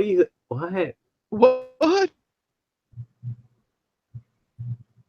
He just held up power grab and power grab the mouse and use the hammer. Oh my god. I caretake for a place, and they love those glue traps, and I got to get rid of them. I mean, I've seen things. They ain't nice. I just snap traps all the way. And I don't even like mice, but it's just too much. Ashley's trying to hunt it down, so I gave her the power grab and a hammer. Like, go to town, babe. When I was 16. you put the power grab on it, and then you're going to be sitting there watching TV, and then you're going to stand up and walk away, and one of the kids are going to say, hey, Dad, there's something stuck to your back. It's a little mouse, and he's still alive. Right. Oh, man. So the crazy card is hitting my old auction stomping grounds. Oh, damn. You said it used to be good. He's saying it's not any good anymore, or it is good? It's got to be good. I mean, he hadn't said yet. I'm sure it is because it's. I mean, it's a fan. I mean, because they really aren't very discerning. They don't bring in estates. They do everything through what they find in storage units. They'll cherry pick out some of the other stuff. They do bring in coin dealers and get rid of coins, but no, it's a huge auction. It's 300-400 people there every Sunday. I didn't know. I just subscribed to DeCrazy. I mean, DeCrazy Car. He's been around forever, but he just apparently started doing videos a couple months ago, and I just subscribed to him the other day. I haven't had a chance to watch any of them. Yeah, I just subscribed. I'm going to kick back and watch a few. Look, you got some I subscribers. can get you skinny on the auction circuit out there, man. That was my auction circuit. I can tell you where I was at Monday, Tuesday, Wednesday, Thursday. I mean, I had auctions every night I could go to. Tristan never had White Castles. No, who said they never had White Castles? Somebody said they never had White Castle. Oh, Robin said she never had White Castle. I've had White Castle. We just don't have them in the South, but I've had them other places. We have crystals, like Tristan said. We have crystals here, which is like White Castle's little greasier redheaded cousin. Mm-hmm. I don't know. Do White Castles go through you as quick as crystals do? Why, White yes. Castles go That's through why your they call them sliders. Yeah. They slide on through. Yeah, as I get older, that slide gets less and less fun. I will say that if you've never had White Castles, you cannot go in and order 4 or 5 White Castles. You got to just get a couple. Because if you've never had it and you throw that down in your belly, it's going to feel like a couple of cats fighting in your belly for a few minutes. So. Yeah. That's where I had White Castle, and Tristan said Nashville has them. When we used to live in Murfreesboro, I used to go to Nashville a lot. Mm-hmm. When did you live in Murfreesboro? 90 June of 1990 through about the end of 91. Okay. Dad was going to buy a grocery store in Murfreesboro, and the deal fell through. The wholesaler decided they didn't want to sell it after all, and they wanted to shut it down. They had repoed it from somebody that basically didn't pay their grocery bill, and they'd offered it to my dad, and then the deal fell through, and so he started looking for another store. That was right after we left Missouri, so he started looking for other stores, and that's how we ended up in Birmingham. He found some in the Birmingham area. But I loved Murphy. Back then, Murfreesboro was great. It's changed a lot. I mean, it was still, you didn't have a whole lot there. You had Middle Tennessee State University. You had the Stone River Mall, whatever it's called. The house we were in, this kind of nice house that was actually on the Stones River battlefield. We could walk across the street, and it was this old Civil War battlefield. And there was some really good outlet malls back then. That was the early 90s. But my thing was, I mean, I was 18, 19 years old. I'd hop in my little Mazda pickup truck. And, I mean, this is the days before cell phones. I think I had a pager. And I'd tell my parents, hey, I'm going into Nashville. And I'd just drive around Nashville, like, wherever. And I had this little, like, I had a paper map, literally, to find my way home. Like the way we used to do it in the old days. I just find different places and find junk stores that were great. And that's really when I started getting into junking. See, the Crazy Card says that auction is freaking awesome. Now, I wish Sherry would go back. She went once and didn't really enjoy herself. They said they got some stuff, but it's one of those ones you got to hit every week. I had a Hastings in Murfreesboro. That's where my Nashville office was at. It was a neat town. I mean, we went back, Tristan went back, a few years back or whatever. It's definitely changed. I mean, the outlet mall is like, I think it has a Vanity Fair, like everything's gone, like pretty much every outlet mall anymore. A lot of things had changed. They had put a parkway through, and it had kind of grown up. It was a cool, neat little college town back then. I used to go drink beer. I was 18 or 19. I used to drink beer in this place called Toots. And it was like a mom and pop version of Hooters. And every once in a while, they'd like blow a whistle or ring a bell. And the girls would get up and hula hoop on the table or whatever. But I got to know the girls that were there, so it didn't matter. They didn't care. They never once asked me for an ID, and it was like a year of going there. So it was the one place in town I could go and drink beer. And they're still there. And they are still there, and I looked them up, and it doesn't look like it. Still looks like a little mini Hooters kind of thing. Mm-hmm. Did you go there? No, we drove by it. You didn't stop with your kids? No. It would have been an experience. Come on, Dad's taking you to Toots. I'll take you to Toots. You got to get that.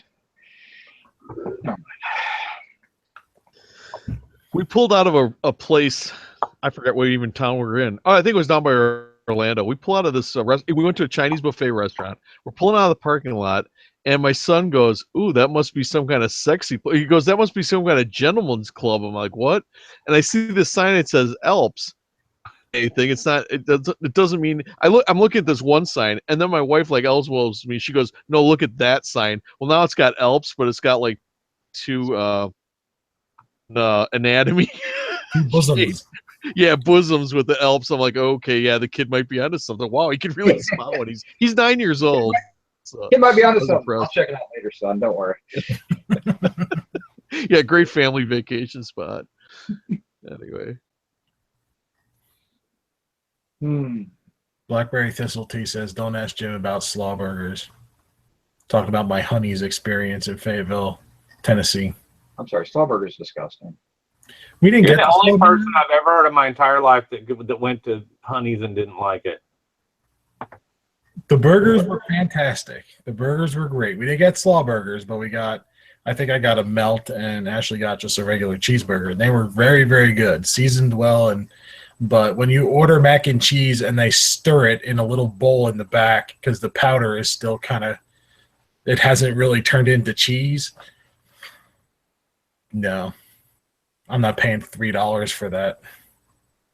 Well, they're not known for the mac. You order mac and cheese at a burger place anyway. That's kind of weird. It doesn't say Honey's, home of the world famous mac and cheese. yeah, No, Jim, Oh the hell! mac and cheese is there basically for profiling purposes. Yeah, so you're not supposed to. Who is this? Yeah. Where are you at now, Scott? Canton. How much snow? None. Oh, Just you a lot got to go hit the Hall of Fame while you're there. I've been there once, so Okay. Did I? Yeah, that's the only good reason to go to Canton. tired. Yeah. Apparently, you got to put your mini skirt back on and go to Walmart. For what? That was just one of the things tonight. Somebody saw a guy in a beard with pigtails and a mini skirt. We all assumed it was you. I haven't been to Walmart all day. It's kind of strange. It's very weird. I go on these trips and don't go to Walmart. I can see the beard and the mini skirt, but I'm kind of wondering about the pigtails. Yeah. Now that I look at him, I look at Scott. Yeah, I realize maybe that's might have been a mistake. Yeah, the Trump wig's still on, so. They were extensions. Yeah, you could get some extensions for the Trump wig. Yeah, that's why I'm so late. I've been trying to get the glue off the side of my head all night. Yeah. In the orange makeup. Scott got to try King Euro in Columbus, Ohio today. Oh. How was that? Like any other year? I'll tell you after I eat the second one. I've got another one right here. It's fantastic. It was cold enough. It was cold enough in the car. He didn't need a cooler. No, he's probably got a cooler with him, right? Yep. Oh yeah, cool. Dude, he's got a Yeti. I can tell you right now, he's driving around with a Yeti full of Labatt that probably has had the same ice in it for a month now. Am I right? No, it's got there's a brewery in Michigan that's forget the name of it, but it's a Christmas time beer I picked up today. Nice. A brewery in where? The Great Lakes Brewery. Oh yeah, that's okay. You can get that down here pretty easily. I just wanted something different, something that's not down there. So Yeah, Great Lakes Brewery. They've got I think it's the Edmund Fitzgerald Porter or something like that. It's pretty good. They have a Merry Christmas. Did you get the Merry Christmas ale? yeah, that might be the most expensive 12-pack I've ever bought. It was like $11 or $12.99. Yeah, it's not cheap. I mean, A 6-pack? Yeah, That's about average. For a decent small microbrewery craft beer, you're going to pay about $10 a 6-pack. Something that up here about $9 for a 4-pack. Yeah, well, the one I like, the Kentucky Bourbon Barrel Ale, is $12.99 for 4 of them. Yeah, But see, I get that for $9.99 or $4 up here. dang. Yeah, that's good. Now, like I said, but if you go in and break into something like Dragon's Milk or something like that, you're paying $14, $15 a bottle, but it's so worth it. I'll save it for the best. Yeah, I'll bring you one. There's a couple of the Trappist ales that I like that are the the bigger, I forget what size that is, 1 liter bottle or whatever it is, that are about $15, but they're good. My Pabst is 30, or my Pabst is $18 a 30-pack. Yeah, but see, Delicious. if you drink one glass of Dragon's Milk, you'll actually imbibe more alcohol than your Pabst will give you in the 30-pack. So I mean, it's more of a it's very heavy beer, but it's fantastic, and you will feel it after one glass. So Beth wants to know if I'm impersonating Hitler with a finger mustache. Was I sitting like this? Yeah. Oh. I mustached you a question, but I will shave it for later.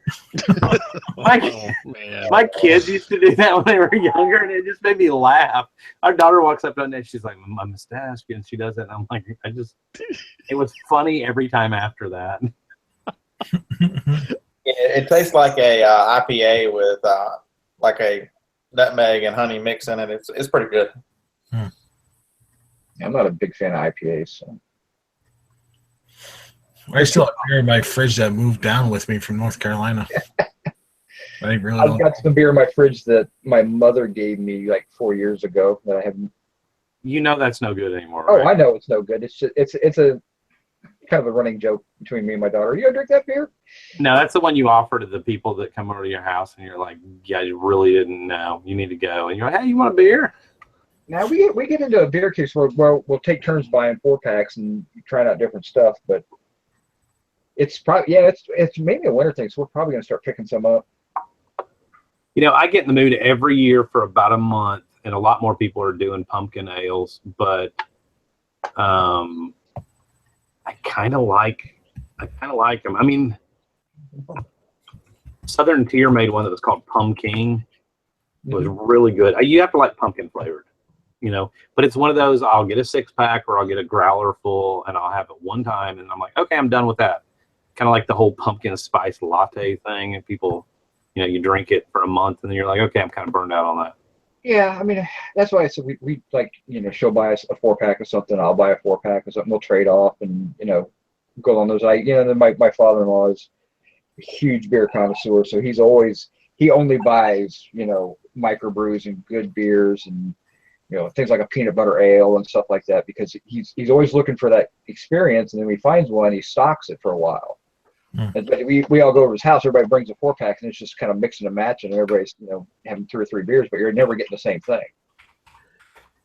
This is a phrase you will never ever hear me say, and that is, I just had a pumpkin latte.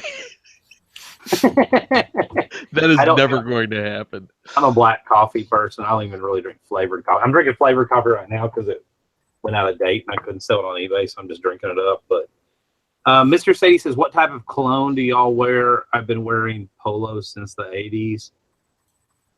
I wear Victoria's Secret. Tris, what do I wear? I wear whatever she tells me smells. Oh, that smells good on you. I think it's Victoria's Secret for men and Izod. And I have Burberry and something else. But you know, the really funny thing is, I don't think, maybe one of them I've paid full price. They all came out of like from storage units or wherever. They were like 3/4 full. And I'm like, why would I pay full price for $50 for a cologne? Dusty, that's like smoking Virginia Slims for men. Right? I'm a liar, pants on fire. Hold on, what did I do? You wear the one, I'll say, oh my God, I love that. And that's the one you never wear. I buy you cologne. I'm like, I love this. You should wear this. And then you go to garage sales and pick up bottles of cologne for 25 cents a bottle. And then you wear those. You're rocking that Stetson. 80, 90, 100 bucks on a nice bottle of cologne.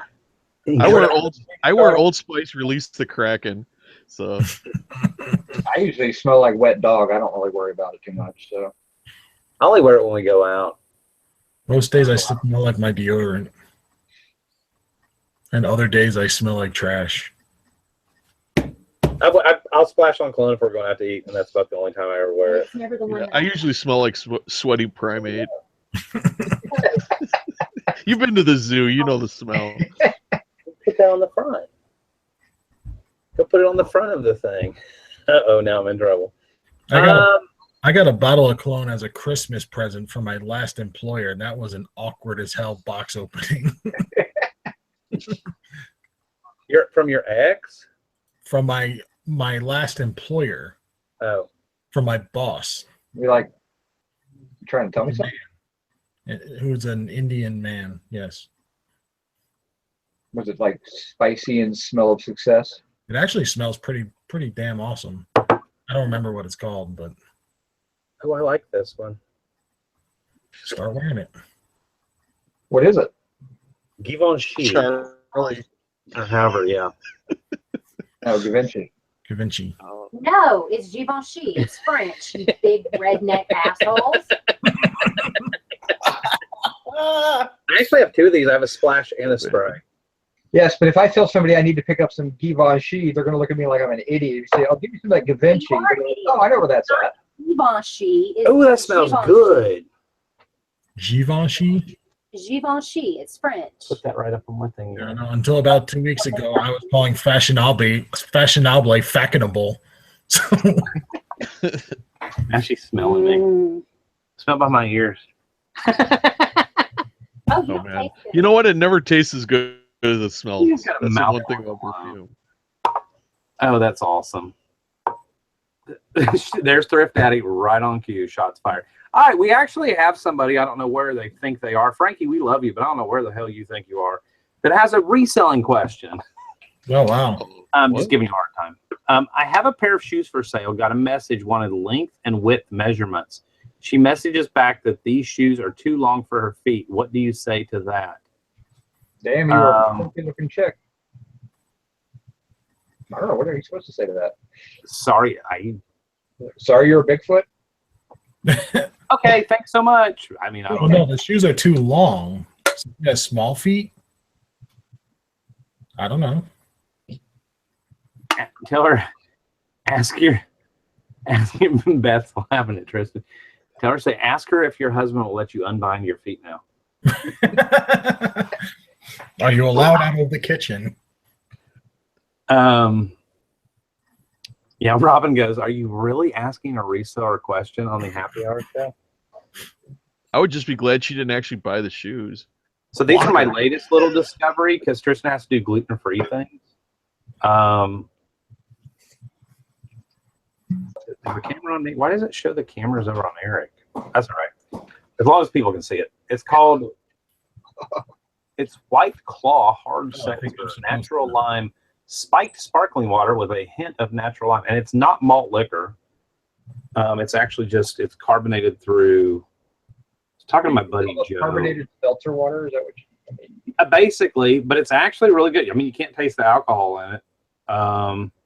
Are you It's sure? actually pretty good. It's expensive as crap. It's $9.99 for a 6-pack, though. Hey, Dusty, just go ahead and buy it. You just described Coors Light. As I'm drinking it, I'm taking a slug. I'm like, yeah, this tastes just like seltzer water. No offense to Coors Light. You know, sometimes Frankie, my answer to that question would be like, sometimes you just can't fix stupid. Usually the people like that, I'm like, I just don't reply.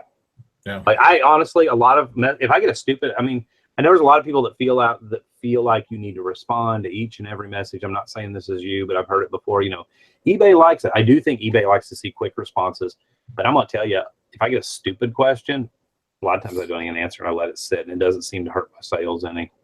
Yeah, I just go right hit that marked as answered and ignore it after that point. So I had to hand in my man card. It was either that or I had to open a brand new bottle of red wine, and I really don't want to do it because I really don't plan on drinking the rest of it tomorrow or the next day. Beth, having sex in a canoe is just like Coors Light. They're both fucking close to water. The only reseller show on the internet where you can tell jokes and drop an F-bomb at the same time. Yeah. Coors Light's just awful. You know, it's mountain water street. You just want to know who stood upstream. I mean, it's terrible.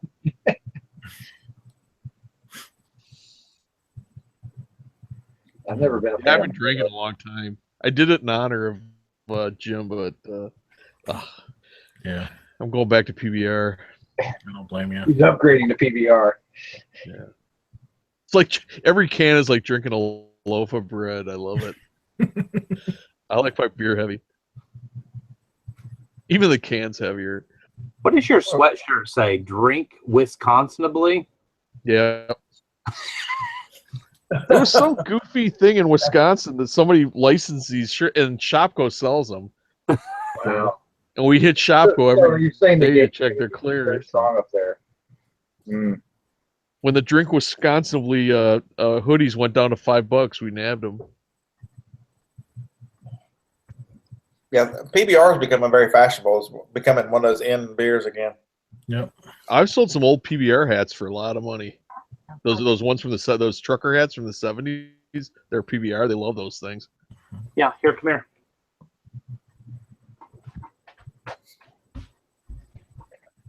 Oh, looks like the cologne is kicking in. They're going to do the sex. They're getting the sex on. That's right. Hey, yeah, bring that kid back. Do the sexy. Do sex, please. Okay, Tonto.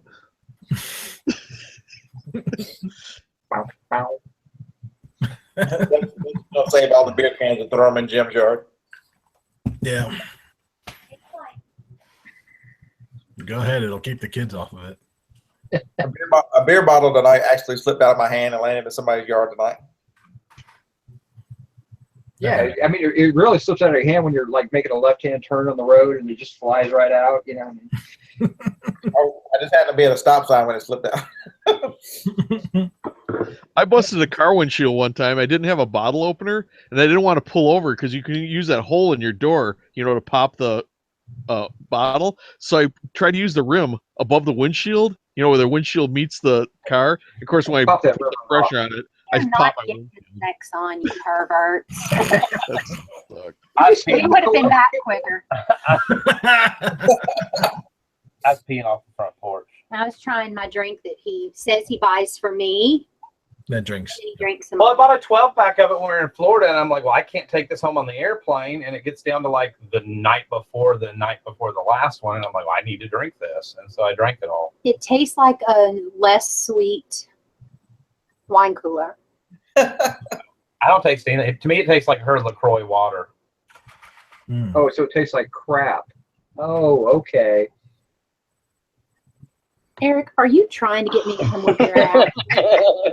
Does it taste like I still have like 4 cans of LaCroix in my refrigerator that I couldn't even swallow. The stuff was like swill. That's because you're a vagina. Oh, okay. That's because I don't swallow a sword. I don't like LaCroix. Okay. Wow. I don't know what that meant. What do you say? Nothing.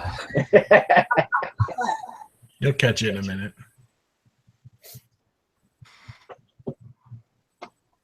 All right, I translated more. Okay. Wow. And Jim, how many thumbs down? 4 thumbs down. That's amazing. 75 people that enjoyed pure trash talk. Yeah. Make that 5. I was watching some video today, and the guy said, well, there goes your monetization. And I thought, I wonder the over and under is for Jim's monetization tonight. 5 minutes, 6 minutes. Well, YouTube's been doing that a lot. YouTube's been doing that a lot in my videos lately, doing that not monetized. This is not suitable for all viewers. And I'm like, and we keep it clean on the morning show. And I'm like, there's not a thing in there. Like, I don't even think anybody said fart or whatever in the whole show. So you can request to have a review. But what I'm finding, I think it's actually an error on YouTube's end, because when I go and look, it's still monetized. There's still commercials or whatever. So it's like, the problem is Jim's videos. He actually gets the email before he's finished with the video. Yeah, I'm getting Mr. YouTube calling me right now.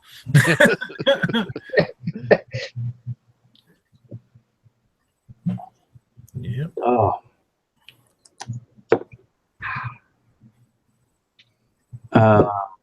Yeah, that morning show's pretty tame. I mean, I can't see where there's anything goes on in that morning show that's the least bit controversial. What that doesn't even make sense. I think it's just, I mean, I don't know if it picks up the keywords behind the scenes, if it picks up a word. I mean, even my titles are like, non-controversial. I don't think it's just a glitch with YouTube. I don't really care. I usually just click the button that says request a manual review, and it won't let you do that until you get 1,000 views on a video. So it'll put it in the queue, and then once it gets 1,000 views, then it goes away like the next day. It's like, whatever. Well, I've requested the review, and I always get turned back to green. So, and I only get 200 views a video because nobody likes me apparently. But yeah, I mean, it doesn't have to hit that 1,000 views either. So is there? So instead of your pal Jim Bennett, you can just be, this is nobody's pal Jim Bennett. Right. That's Does anybody remember Jack's Brewery out of New Orleans? JAX. Mm-hmm. The name sounds familiar, but I don't. That was a good beer, and I had some of it in the late 80s. Well, I wasn't 21 in the late 80s, but I drank a bunch of it at a party one time in Oklahoma, and it was good. And then the Jack's Brewer, I think it burned down. Mr. Sadie, you're old enough to remember Jack's. You probably don't remember Jack's. 18-year-old drinking age. Yeah, I was an 18-year-old drinker. Yeah, Wow. Wisconsin. All right, isn't it past both of y'all's bedtime? It was nice. I could drink liquor when I was 18. Yeah. So I think actually, Changed the law right then because I was grandfathered in at 18, and then they moved it to 19, then 20, and then 21. And I was every year. Hey, I'm still the right age. So I think if we actually do the count, I think Dex, you're the oldest, and then Eric, and then Jason. Are you older? No. Where's Jason and I forgot. Scott? You're next, aren't you? Yeah, I'm older than Jason. And then Jason, and then me, and then Jim. Yep. I'm always the middle child. You catch him? Hey, how would you like being the guy who's closest to death? I wouldn't complain. I think my doctor would disagree with that. I'm like, oh, if I could just see 50 again. I'm spending the night in downtown Canton, Ohio. I'm probably closer to death than you are. Yeah, that's probably true. Maybe. If you've ever been to Canton, you would agree with that. Now, remember when I bought that Coke button sign? I was talking about how horrible that trip was. Take Canton, go another hour and a half northeast, and that's where I was at to pick that stupid sign up. So, yeah, that was a hell of a drive. The view out my room is the interstate. I'm like, that pretty much sums up Canton. Yeah, it's amazing. The Football Hall of Fame, they talk about how great this thing. It's like a sideshow off the edge of the highway. I mean, it's literally you drive the highway, you can see the entrance to the Hall of Fame. That's about as close as I'll get to. When are you coming home? Sunday night. Monday? No. I don't even know what today is. Wow, this is like, I feel like I'm on vacation, like no shipping tomorrow, no shipping Sunday. Oh my God. I just realized today's Friday. I thought it was Saturday because my kid had off school for parent-teacher conferences. This whole thing, I'm thinking, oh yeah, Saturday Night Live's probably going to be on. We're all going to have jet lag on Monday morning. Wow. Wow, I just gained a day. It's awesome. Uh, I'm like, oh my God, it's already Saturday. I got a bunch of stuff I want to do this weekend, and tomorrow's Sunday already. I'm like, oh man, this is awesome. It's like a time machine. Scott, Queen City Picker, Tom with an H wants to know, does your bride travel with you? She used to do more when I first started, but her back is getting worse. She's had 3 back surgeries now, and she just can't ride in the car as far as I ride. And then Tristan asked who's taking care of Joni. I guess the dogs were because she threw up for 6 hours last night. I don't think anybody takes care of Joni except Joni. She can hold her own. Was she really sick? Ew. Yeah, and the kid, the little nephew she watched got her sick. The mom and the dad both sick. They all put 6 hours of. Like, I'm glad I was gone.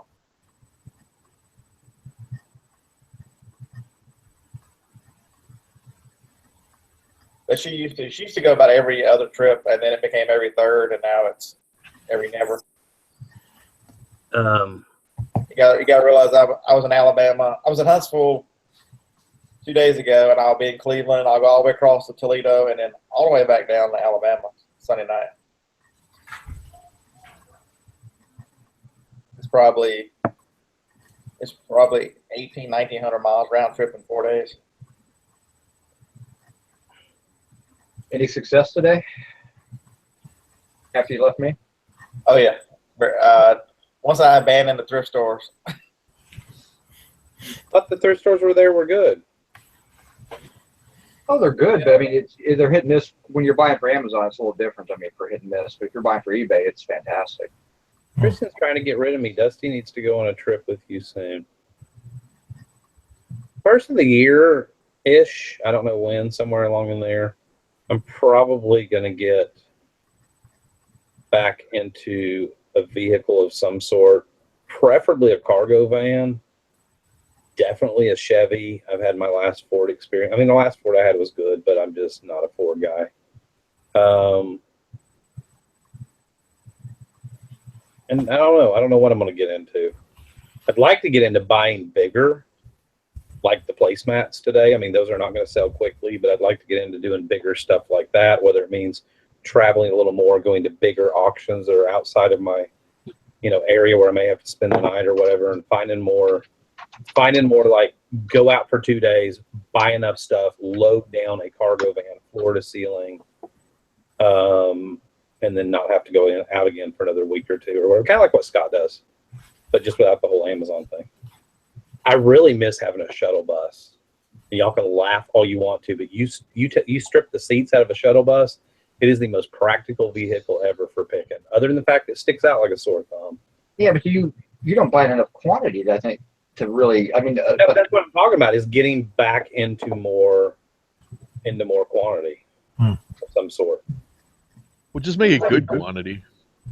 I'm gonna plan a trip like out to the West Coast and back early in the spring, where I'm gonna sleep in the van all the way out there and all the way back. No hotels. Well, the shuttle bus, you could do that though. I mean, you could set up a nice little situation, But if you got one of those extended cargo vans too, talk about like one of the 15-passenger vans that's actually the cargo version of that. Wow, y'all have gone downhill over there in the chat. I don't have really good eyesight, but I can pick out that same word that starts with a P over and over again. We owned a shuttle bus. It rhymes with Enos. It's one of the and it was a Ford. It was a 7.3 diesel, and I'm gonna tell you, it only had about 90,000 miles when I got it. And man, and the nice thing about a diesel is you could let that thing idle forever, and it was literally a mobile storage unit where you could sleep in it. If you wanted to, stick you a cot in there, lock all the doors, park in the truck stop, just like the truckers do, go to sleep at night. I mean, it was a great vehicle, and I think I paid $2,500 for it. It was just a company that had closed down that did Medicaid transports, and they lost their government contract, and they sold off their whole fleet of like 50 shuttle buses. So they had no miles on them. They were in great condition. I stripped all the seats out of it and had a wheelchair lift on the back of it, so it's perfect for loading stuff in and out. And I put a black curtain. I put a shower curtain rod. It was actually more of a pipe that I had rigged up against the two grab bars on the center aisle, and I put a black shower curtain across there. It was like a blackout curtain. And whatever you do, don't make this motion again. And make that motion while you're talking about riding the pole down the center aisle. That's all I'm saying. But yeah, my brother is he's leaving Long Island right now. He's spent the last 4 nights in the van. I can't do that. He's headed to Boston. Well, he's only using one side for all the carrying his stuff, and then he's got a twin blow-up mattress on the other side. Does the van ride like this when it goes down the road? No, he moves it around whenever it's at night. What part of the country is he in? He's heading to Rhode Island right now. Oh, but you told me that he was going to leave it idling, and it was a gas, not diesel, correct? Yeah, he left it idling night before last because it got so humid he couldn't sleep, so it burned. And he was going to fill it up again the next day to see how many gallons it used. Right at 3 gallons for 8 hours. Oh, that's not bad. I mean, that's $6. Yeah. Yep. Yeah, it's just that little carbon monoxide issue is all, I mean. He bought a carbon monoxide detector, so he's good. So at least he'll know right before he dies. Yeah. What's that crazy sound? Oh, it's you going to heaven. Oh, I'm too tired. Yeah, make sure you look at that warranty when it doesn't work. What is that noise?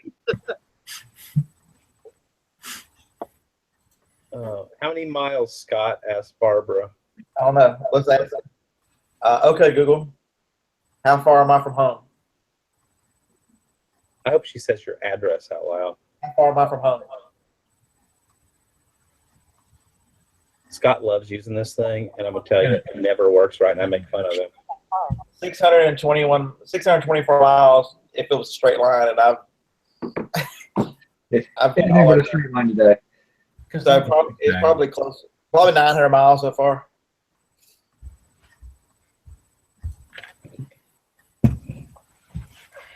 Are you in the Motel 6? No, I'm in a Hyatt place. Slumming it. Yeah, I had enough points where it was a third of my points and $50 for the night. So that's cool. Is Rake in there with you? I'm just kidding. He used to travel around. He used to travel around motels and stuff. No, but you do a lot of Priceline and stuff like that, right? Yeah, Hotwire generally. But since Eric got into my hotel room last night, I'm staying by myself tonight. Yeah. He likes the inside of the spoon. That's all I got to say.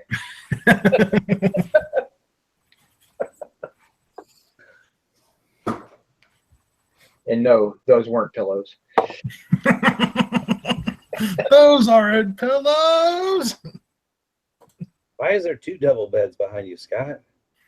Hyatt place is generally my favorite. It's generally one I stay at just because they're all the same. They only have 2 different rooms. They're larger rooms, so I have plenty of room to move stuff around. Are they the Hyatt place has the extra room with the couch or a little extra space with the couch, doesn't it? See, I like Embassy Suites. The problem with Embassy Suites is so many of them around the country. It is such hit or miss because so many of them were built in like the 70s, 80s, and then have never been remodeled. But their rooms, I like the suite aspect of it. Yeah, this one has been remodeled, and it's got like the glass shower doors for the outside doors, and their breakfast is very good. They have a hot breakfast that's a little different, but that's another reason why I like to stay here. Jason, did you take a 40-minute poop or a power nap? Tried to sleep, but I tried to sleep, but you guys were so loud. I couldn't get any rest. What you don't realize is if you look at his forehead, there's the letter N is permanently engraved here because he just kind of went like that, you know.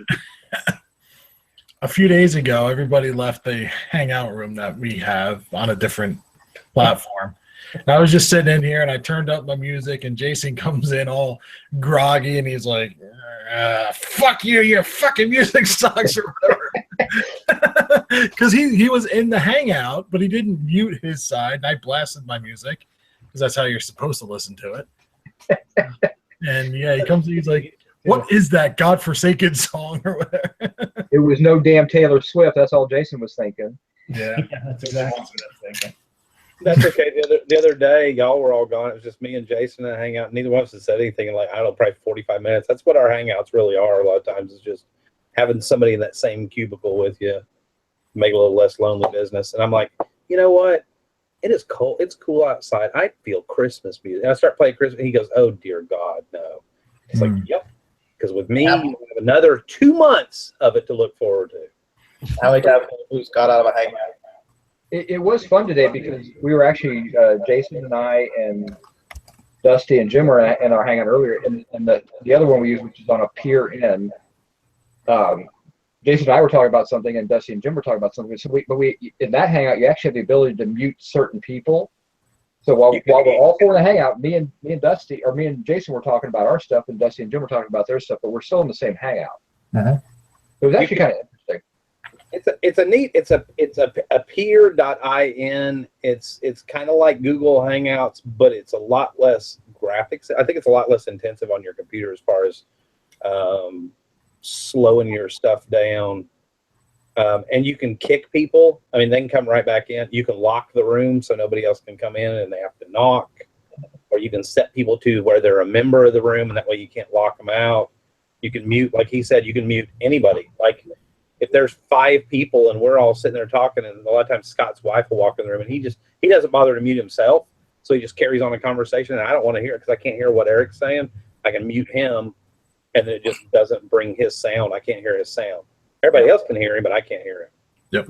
It's a neat little thing. And it's got a mobile app, which is a lot less glitchy than Google Hangouts. Go figure. This little small program works better than Google because Google can't figure out how to make these Hangouts work right. That's what you need for traveling. It makes traveling nice. This is about to be a happy room. I mean, on the mobile, yeah. I mean, definitely when Scott's on the road. I mean, when he's on the appear, I mean, at least we can hear him decently. And you know, with Google Hangouts just constantly glitches out as soon as you transition from one cell to the next. But the appear app doesn't seem to do that as often. So Mhm. And the thing with like what y'all see in the audience right now with a regular Hangout, this is what it looks like, little icons. So if I want to see what Jim is saying, I actually have to click on, or what he's showing, I have to click on him to make him bigger up there where I can see him. And with a here, you can make certain squares. It's kind of like it looks like the Brady Bunch when you first start. You can make one person bigger and then everybody else little. You can pick and choose what you personally want to see. It's kind of neat. Or you can rearrange them where they're at on the screen. Yep. Pretty neat little program. Oh, Robin just brought up the blow bee. Yeah, I think I was on Dusty's show Monday morning, what, about 4 minutes before, or the other Thursday morning before it glitched out. Yeah, Google sucks with this. I mean, tonight it's all right, but Now you're definitely going to You get can't use an blacklisted. Android phone. I have a brand new Pixel 2 XL that won't do a Google Hangout. Google makes this phone and won't do a Hangout. It's just ignorant. yep. They don't seem to care about the platform, and if they're smart, they'd figure out a way to monetize it. They would have ads rolling in the corner or something and make it, it's still free, but like when we're all here sitting here, even if it's not a live show, there's still some kind of ad in the corner or something going on. They'd figure out a way to monetize where they can make money off of it and then sink some money into it. And it amazes me because Google is so brilliant with so many things they do, they just don't care about the Hangouts. I think I've noticed several other YouTube content providers are starting to use apps like Zoom, and there's a few other apps out there. So they're starting to get away from Google Hangouts, possibly because it's not really the best one to do these things with anymore. I mean, I've never looked at Zoom, but when you have 15,000 people on your panel, it's hard to. Zoom makes it a little bit easier to do that. Because they really don't care about teaching resale. They just want to have 50 people on there. Yeah. They do these hangouts where they're listing, and the guy that's holding the hangout is not listing anything. He's just sitting there with a sign in front of him. Join us on our working hangout, and he's got a big ass dick microphone in his face.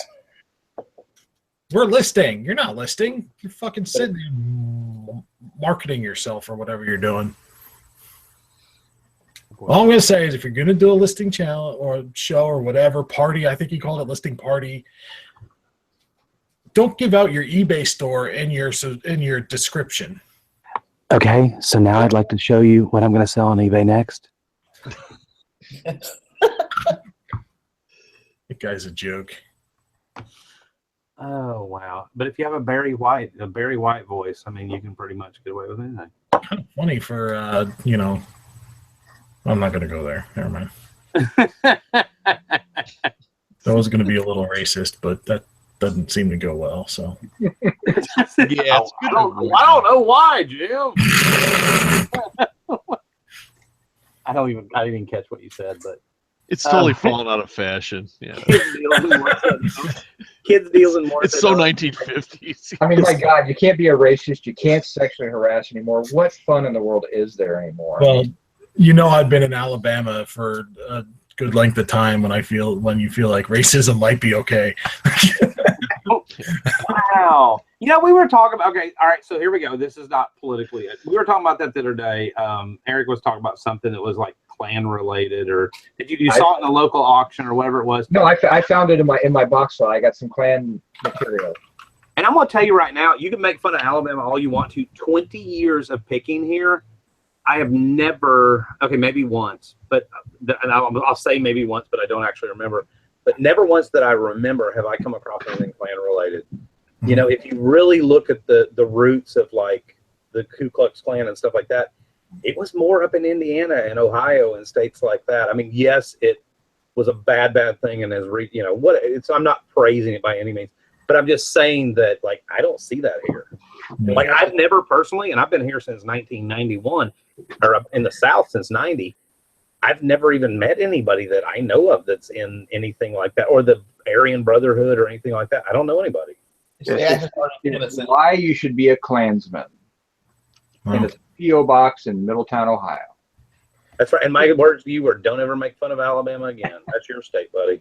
Yeah, it's really sad because I have absolutely no use for this and have no way to get rid of it. eBay doesn't allow stuff like this, and not that I would even sell it, but it's really sad is what it is. But you know, it's just hilarious. It's actually kind of funny to read because it's like, wow, you really were worried. But, Wait, hold on, I want to comment on this topic. Oh boy. You know, I just want I to bought a couple boxes of photographs, and I didn't know it was in there. The auction house didn't know it was in there. So, Yeah. you know, I have to decide, you know, is it, you know, as a reseller, it has value. As a human being, it doesn't really, but. Now I take that back. I take it back. I did come across one item. It was a Huntsville High School yearbook from the mid '60s, and it did have a page in there that had a guy with a white hood that said the Ku Klux Klan was a fraternal organization. But they weren't really praising it, but it was kind of like they just threw it. Like you couldn't put that in the yearbook nowadays. That's Right. the one item I've found. Who was it? It was like a recent, real quick. Blackberry Thistle Tea said Pulaski, Tennessee. Dusty, Google it. Come on. I've been through Pulaski. I mean, maybe I just don't get off and mess with the wrong crowd or whatever. But I just, you know, I'm sure it exists. You just don't hear. I've never seen a march. You know, I lived in Birmingham. You want to talk about a racially divided city that even to this day still hasn't gotten past a lot of things. I didn't really see it in Birmingham. And I worked for an ambulance, so I worked in all kinds of neighborhoods when I worked for them. You know, and you want to finish your point? I just didn't see it. Somebody's asking about the Confederate flags. Yeah, you do see plenty of Confederate flags, but I'm gonna be honest. Most of the people that I see flying Confederate flags are usually less educated and kind of ignorant, and I think they think it's a Southern pride thing. You know, whatever. I think I've never owned one. I would never fly one. I laugh when I see them. Not that it's a funny thing by any means. I'm sorry. I see it more. When I see it, I think, oh, look, a redneck idiot lives there. That's what I think. You know what? To me, growing up, the Confederate flag meant Dukes of Hazzard. Yep. Right. Honestly, I never equated it with anything to do with the South or anything. It was just a symbol on the General Lee. Yeah, I think racism down here now, like when I go into Huntsville or other like larger towns, I don't see it at all. And like in my town, in my school, and my kids' high school, racism is more like my neighbor has kids that went to the same school, and they're Asian, and they call them Latino, and it's just like they just don't know, you know, like it's like, no, we're not Latino, we're Asians. Like there's a little bit of a difference, mainly in the eyes, but you know. So you've been the eyes in about 4,000 miles, but hey, that's all right. Right. So it's more racism like that. Like they just don't know. They're not.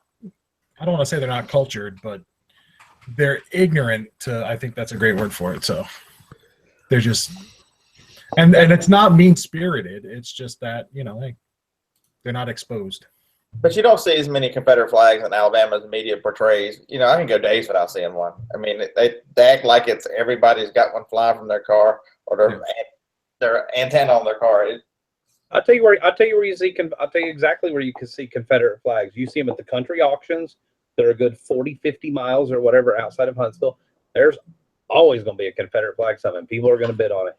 If you drive through the country I'm just stating the fact, if you drive through the country off the 2-lane country highways, you're going to see about 57,000 trailers, and every single one of them is going to have a rebel flag up in the window. It's just, you don't see them, but you drive around Huntsville property, you're not going to see a rebel flag. No. You know, it's a country kind of redneck thing. Yeah, the GPS took me from Scottsboro back to Huntsville the other day through some back road that I'd never gone that way. And they were everywhere. I'm like, really? A bunch of tards. Well, Tristan and I were doing a video. One day, and we were literally, and I think we published the video, but we were like, "There's a rebel flag," and she's like, "Oh my God, there's another one!" And we were on this 2-lane country highway, and it was like, bam, bam, bam. I mean, it was out in the middle of freaking nowhere. So, all right, how many thumbs down did you get on that one? Let me go check. Oh, you're down to 47 thumbs down and 2 up. That means yeah. So I mean, it's one of those things. It's funny though, as somebody that didn't come from the South and now I've lived here, and I feel like this is truly home. I don't want to live anywhere else. All the things that Alabama gets made fun of for, it's everywhere else. You know, it's really just as bad. We were looking at, there's this little area that Jason likes. It's a little lake town in upstate New York. And you know, we were looking at these different, that's not the Catskills. I don't know where it is, but it's off in the middle of nowhere. And I'm looking and I'm doing Google Street View and stuff. I'm like, oh my God, it's literally the same rednecks. It's just a different state. Yep. When they hold their rebel flags, they put their pinky out.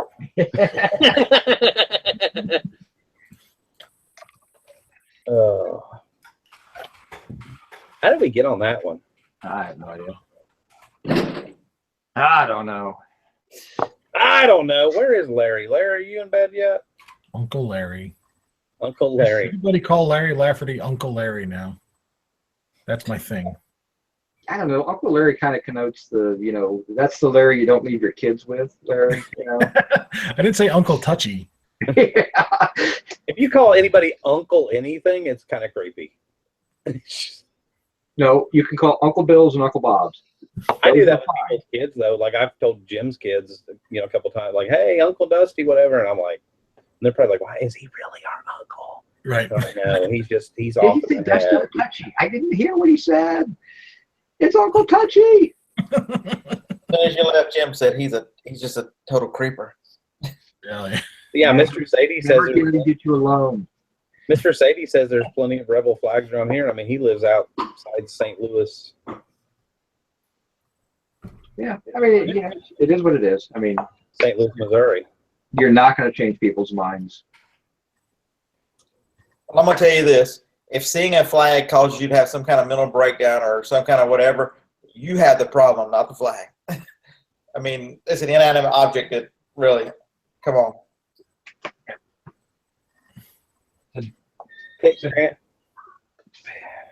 All those flags are made in China anyway. Doesn't matter. Pig Van Dyke said, "It'd be great if a newbie just joined the show and hear the Alabama Pickers talking about the Klan and the rebel flag. Want to play into stereotypes tonight, LOL." But you know what, though? If you listen to the whole conversation, you watch our channel for any period of time, I can tell you right now that I don't have those bones in my body, and I sit and I make fun of most of the state that I live in. You know, I'll take the punches along with it. There's a lot of idiots here. Mr. Sadie said anybody named Larry must be a great guy. Yeah. We've heard it all. Do not talk about Mr. Sadie, Uncle Larry. No, we call him Uncle Touchy. Uncle Pudgy? Uncle Touchy, yeah. Uncle Touchy.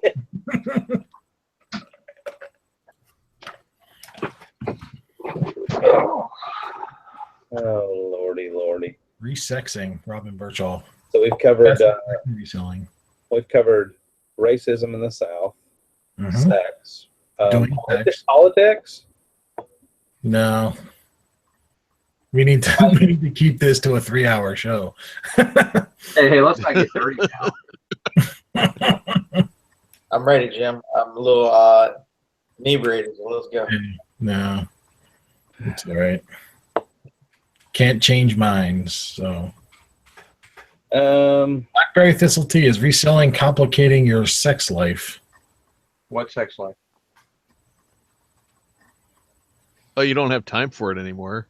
But aside from that, everything's great. As long as you have a countertop available or some sort of flat surface, is all I'm saying. You can make it work. Well, now that eBay's clamped down on shipping time, yeah, just it happened. It slowed it way down. It helped my Oh.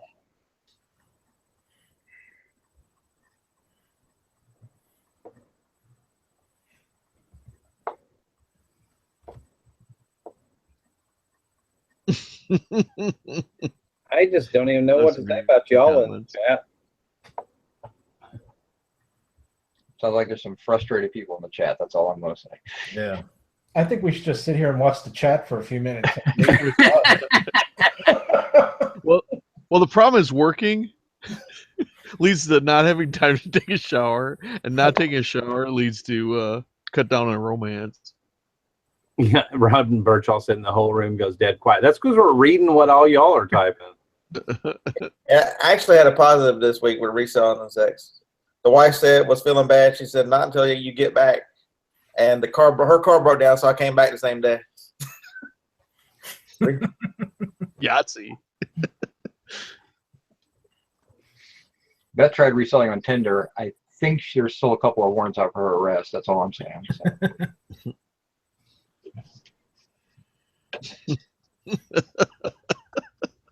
Oh, that's a good one. No, it's not.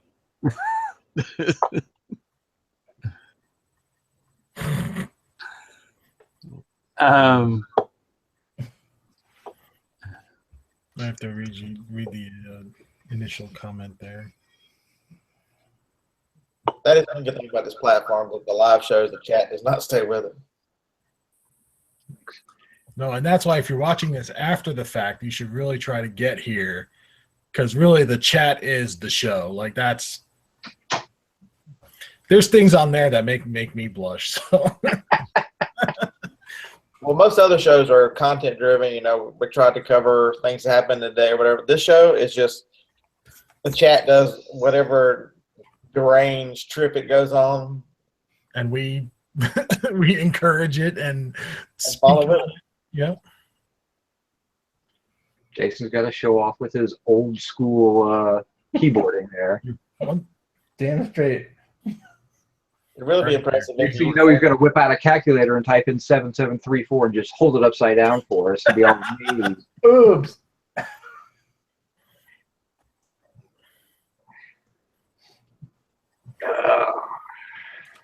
Man. Style chat.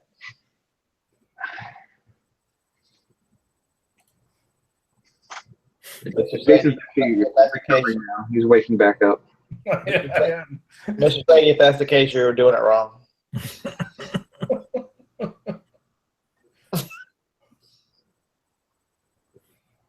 Nope, Tristan's taking screenshots. Oh, wait.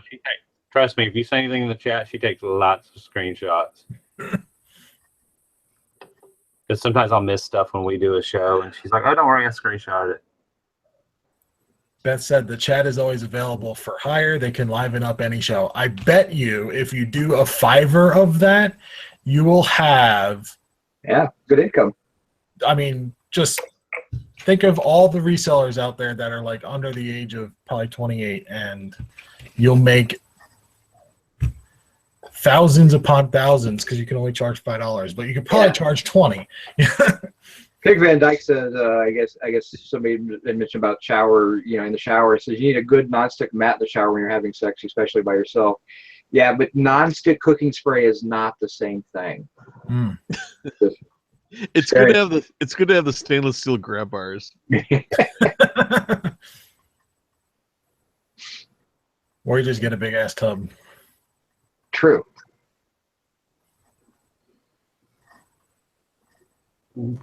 I think you should start doing your haul videos in your tub. But then I have to bring it upstairs to bring it back downstairs. That's what you had kids for. At some point, you're going to have to realize kids have to earn their keep. And there's nothing wrong with, hey, kids, mom and dad just got home. Dad's going to take a nap, and I expect the car to be unloaded when I get back. Dad, it's 36 boxes of books, and they weigh 60 pounds. And, I'm only 7 years old. I don't care. Get it done. You have 2 hours because that's how long it takes me to take a nap. Yeah. Usually I'm back by 2 o'clock, and the last one doesn't get home till 5. That stuff's not going anywhere. Sit in the truck till they get home. That's exactly right. Just leave it there and take your nap and leave a note. All we ask is to put a sign on the van. Loaded by the time I wake up. Yeah, just put a sign on the van saying make sure you lift with your knees. That's all we're. Hey, I got Gabe today, and he's like, "Oh, he was taking a nap or whatever," and he's like, "Oh," and I texted him again about 30 minutes later. I'm like, "Hello, need help?" And he helped me carry a bunch of boxes and stuff to the basement. I mean, normally if I ask him to do it, he'll be right on it. But we'll text him on our way home and be like, "Hey, got a whole load full of stuff. Need help." Yeah. Porch 10 minutes is what it'll say, or just say porch 10 minutes, and he's out there and he's doing it. You've got my son Travis, 14 years old today. Says, "Oh, I went to use a fork. We didn't have any, so I used a spoon." It's like, go wash the dishes. Like, you're 14 years old. Go wash a fork. Well, first you high-fived him for his ingenuity, and then you told him to go wash the dishes. or you tell them the dishwasher's broken and teach them how to wash dishes. Well, that's we didn't have a dishwasher for a lot of years, and I taught my kids. I mean, not that you haven't taught your kids that, but I think every kid needs to know how to wash dish. There's certain things they need to know how to do, because I can't count how many times we've lived in a house that didn't have a dishwasher. You know, my mom taught me, you know, you use hot water and you do that. I mean, it's just something you got to teach them, because at some point they're going to need to know. Apparently, I'm not going to say their name, but somebody in the chat made a comment. My husband accidentally put Bengay on his not for pleasure by accident, and I'm assuming they're talking about wieners. Jar. The jar was open and he tripped and fell into it. I will say though, I had like if I'm like running or something like that day, or squatting a lot when I'm picking, like the you know, your thighs burn and they ache and stuff like that. So I would we call it to be hot, but it's icy hot or Bengay or whatever product. Apparently it was to be hot for him too. But you know, I'd get it all lathered up on my upper thigh, and just on your thigh underneath the sheets makes your balls like just crazy fire. It's disgusting. It's painful. Like I had to get out of bed and like go sit in a tub. Like it was way more information than we ever needed to know, Jim. Just saying, you guys all saw my nipple, so James Byron wanted to know. I'm ready to take the next step. I don't know if you guys are. Oh boy.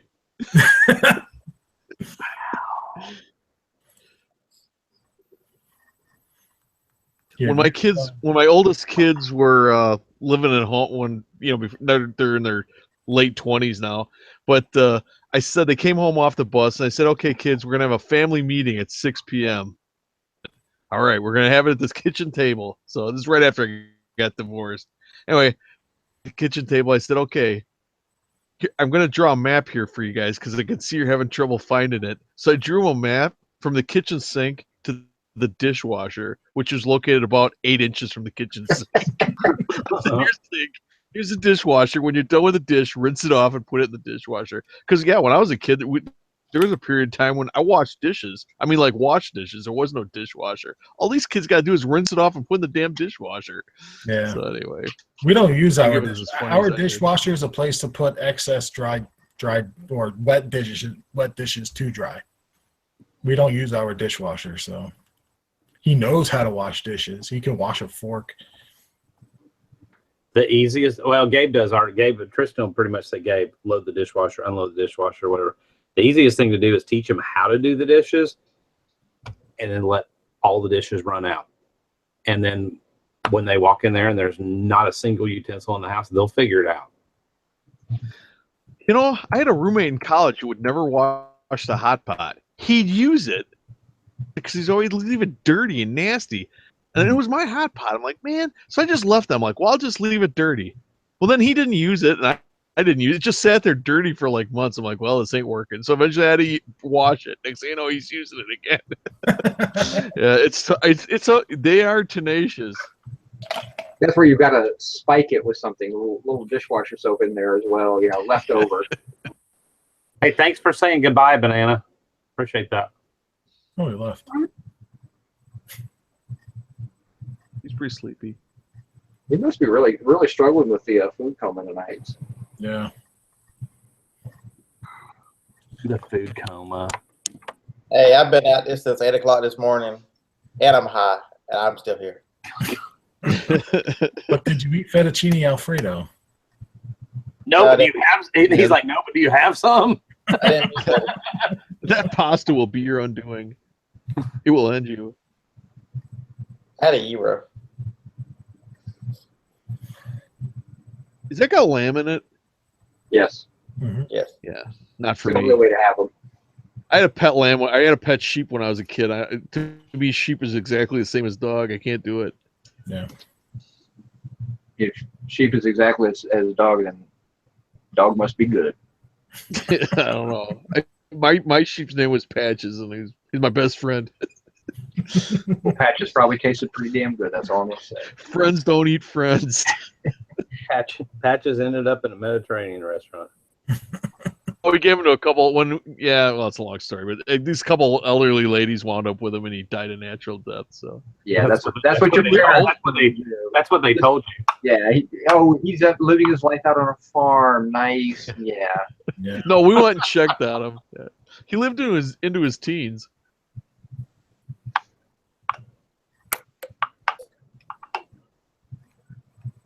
Yeah, definitely plastic divided plates is the best way to go. I use those for my son. Easy to rinse off. Yeah. We use plastic. We use foam plate. We'd go to Walmart and get the 500 count or whatever. We did it for a while, and then I realized one day, especially after Windsor kind of moved out, but I was like, you know what? I don't mind doing dishes.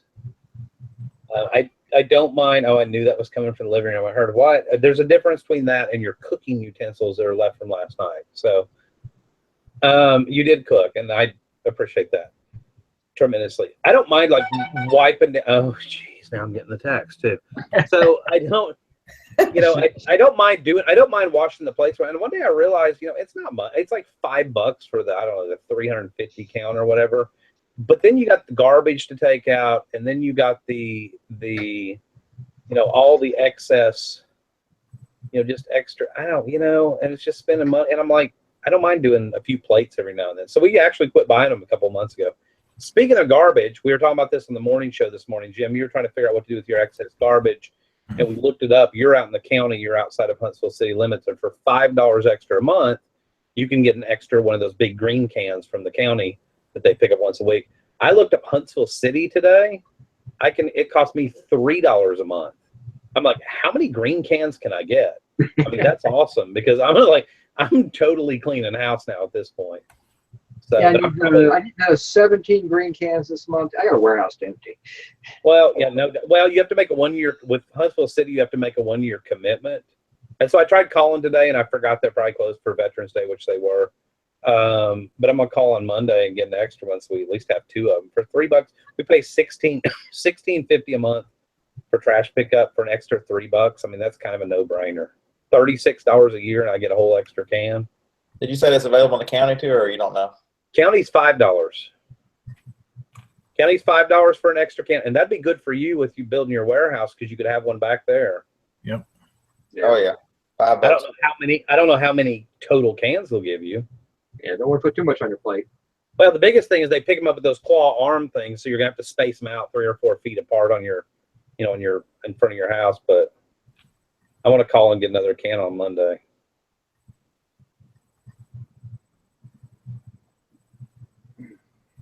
No, there's certain dishes I don't mind doing. We cook a lot in cast iron, and I am really big on like seasoning the cast iron and not washing it with like you really should do cast iron, where you just kind of scrub it down a little bit, but don't use dishwashing liquid and trying to keep it nice and then re-seasoning it and all that. So like she cooked pork belly the other night. We had collard greens and stuff, and she cooked pork belly, and I literally, just kind of scrubbed it out a little bit with the bristle brush, wiped it down real good, re-greased it a little bit, and stuck it back on the stove. Those kind of dishes I don't mind doing. It's the big stock pot that had the collard greens that if I had not remembered to wash water, put water in it, greens will stick to the inside of, it's an old enamelware pot, and then it'll be like concrete trying to get them off. That's the dishes I hate doing. If you don't catch them at night. Did your forehead hit the X or something? Jason? Sugar tits. What? At least he answers to it. Yeah. Jason, I'd file for harassment. What happened to you? Oh, I had to reset my modem. Ah.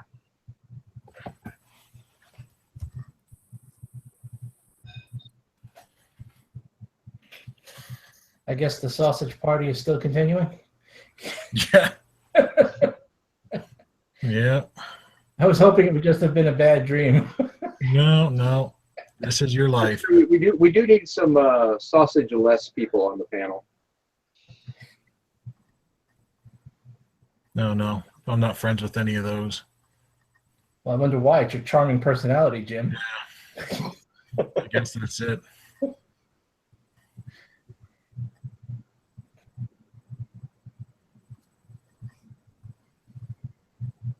No sausageless friends.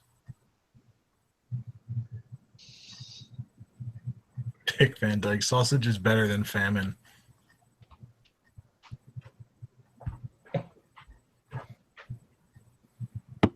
Fine, I won't drink the girly drinks anymore. Megan finally showed up. Jeez. What are you drinking, Jason? Is that Mylanta? No, it's lemonade. Let me see it. I'm pretty sure it's Mylanta. Like It's cool purple drink. A pink drink. Well, isn't that appropriate?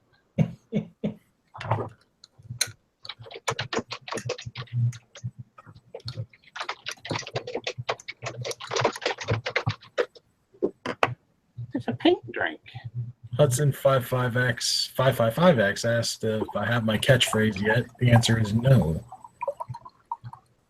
I don't think I'll ever come up with one.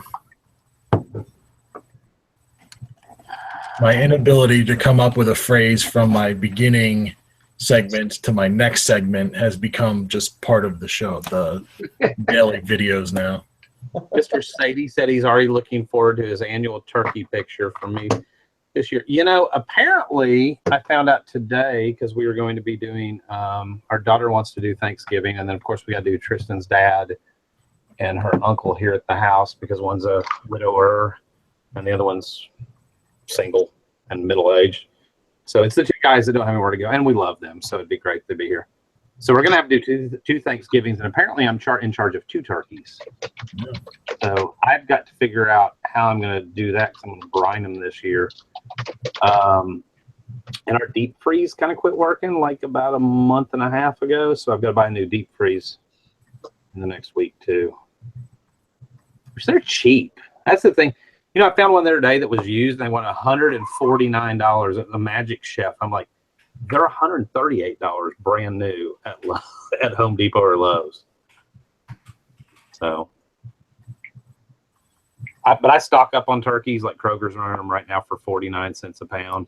To me, a turkey is like the bargain meat. I mean, anytime you could buy a big old chunk of bird for like $12, $10, and stick it in a freezer, and you can eat on it for like 4 days and feed like the whole neighborhood, it's a bargain.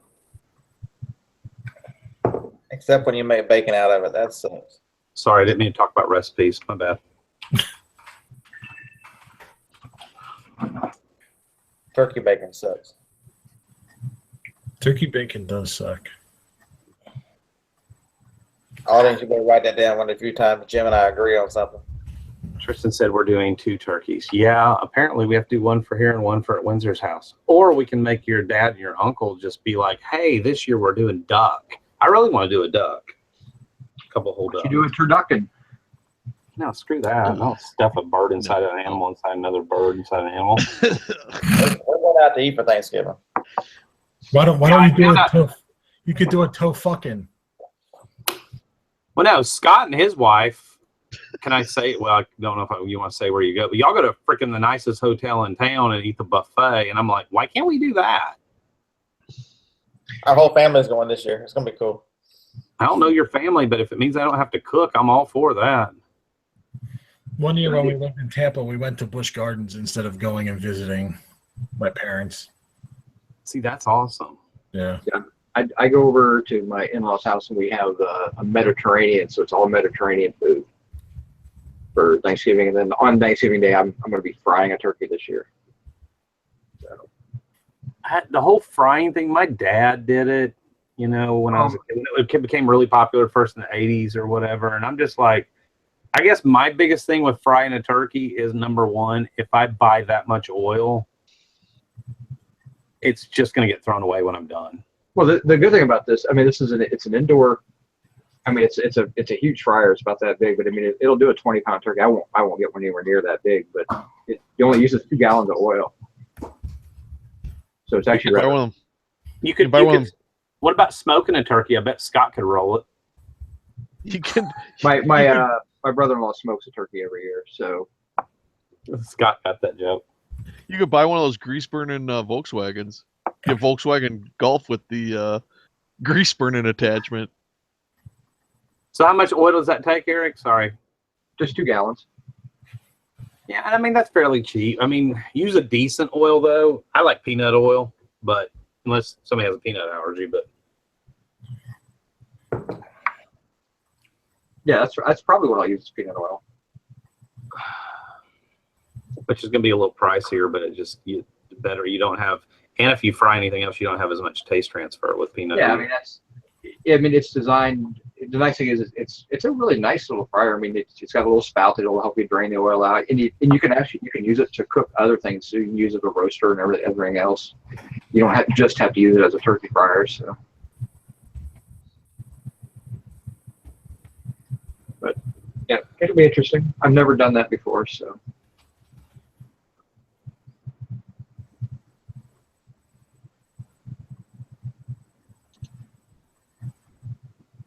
Now we're talking about toe fucking in the, not like, you know, the fetish, but the chicken, It's like chicken and a duck and a tofu turkey. I just made it up. Screw John Madden. Scrooge. no, thank you. Scott, you need to go have a conversation privately with D. Skinner over in the chat. He's asking you questions. If you can find your way, it's over there. Over that way. I don't know. No, I watched an Alton Brown thing a couple years ago about brining, which I wasn't really familiar with the whole brining process, and it's really, and I've done that for like the last 3 or 4 years. And I'm telling you, I can make a mean turkey. There's not a brining is just soaking stuff in salt water. That's all it really is. I use apple cider vinegar and brown sugar as well. And then you wash off all the salt, but what it does is it breaks down all the tendons of the meat. I suck at cooking turkey. It's always tough, and ever since I started brining, you can't screw up a turkey. You really can't, because you've tenderized it so much. You know, I'll do it in a cooler, and obviously you don't put it in like room temperature where the meat goes bad, but I'll put it in like a cooler full of water and brine it and use that. My brine is the cooler full of water, and brine it for about 2 days. And so you did that last year. You were brining like crazy.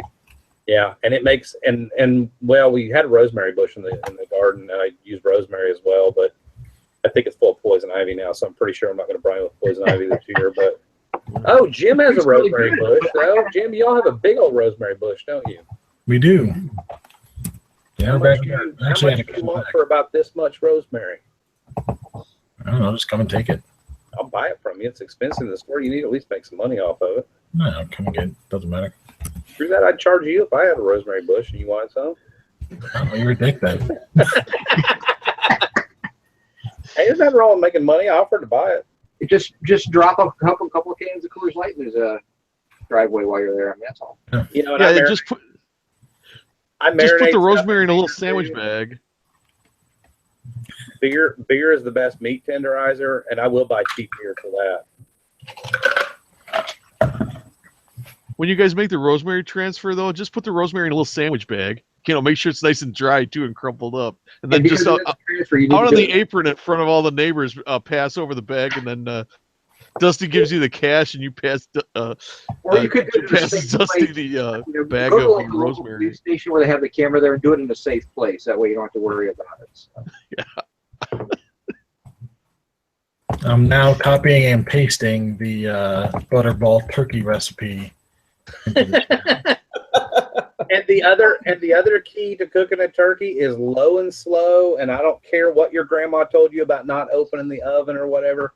Open that dadgum oven about every 20, 25 minutes. It's going to take longer to cook because your oven has to recover, and baste it.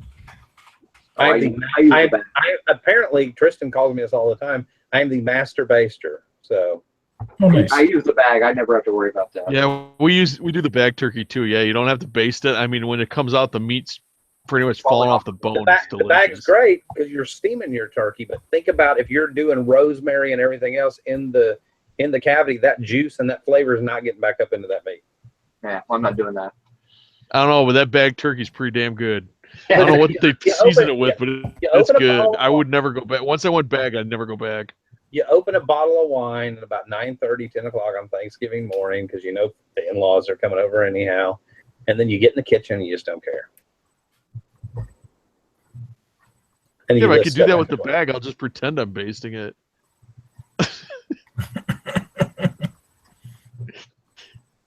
Wow, Beth just took it to a new level. She and I have the same opinion of LaCroix.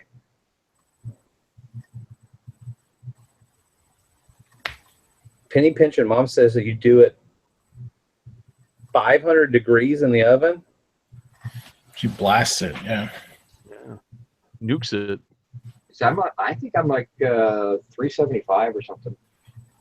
I have to look. I got my recipe. But Okay, all right. So y'all are poking fun at LaCroix. The reason for the LaCroix thing is Tristan was trying to quit Cokes, but she still needed that carbonation. You know, when you get a craving for something that's carbonated, it was a good, healthier alternative to that. no, it's So, evil water. It's evil. It's evil, bubbly water. That's all I'm telling you. I don't care if it's better for her than Cokes. I'll buy the crap out of it. Kroger had a deal on it the other day, and it's like buy 10, get 50 cents off. Like she's like, how many can I get? I'm like, 10. I don't care. Yeah. It's like bubbly water with like a diesel fuel aftertaste. Yeah, I was gonna say like lighter fluid. It's nasty. Yeah, I try. I mean, I gave it a shot. Tristan recommended it. I'm like, all right.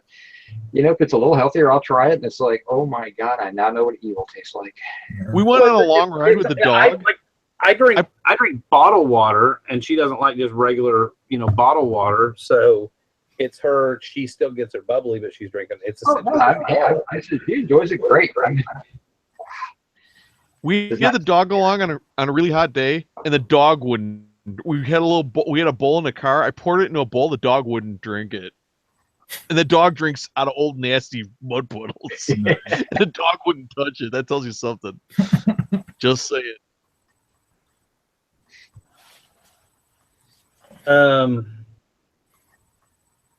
Pick Van Dyke said, just when I thought the chat couldn't descend any lower, the lovely ladies find another floor.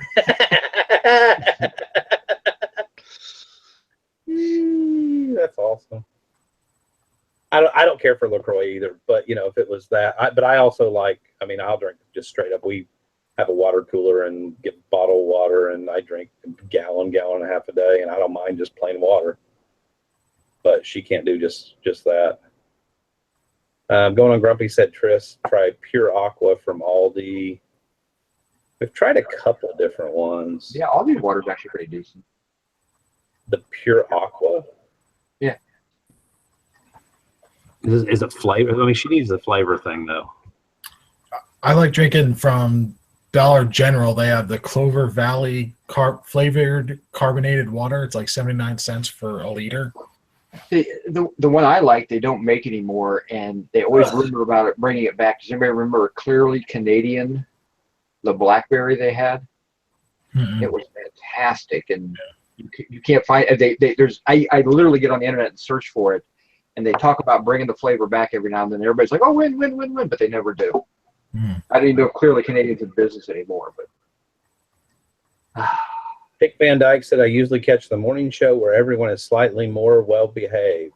Yeah. Well, welcome to the dark side of the internet. Yep.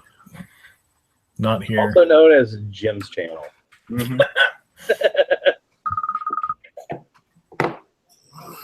No, this is the exact opposite of the morning show.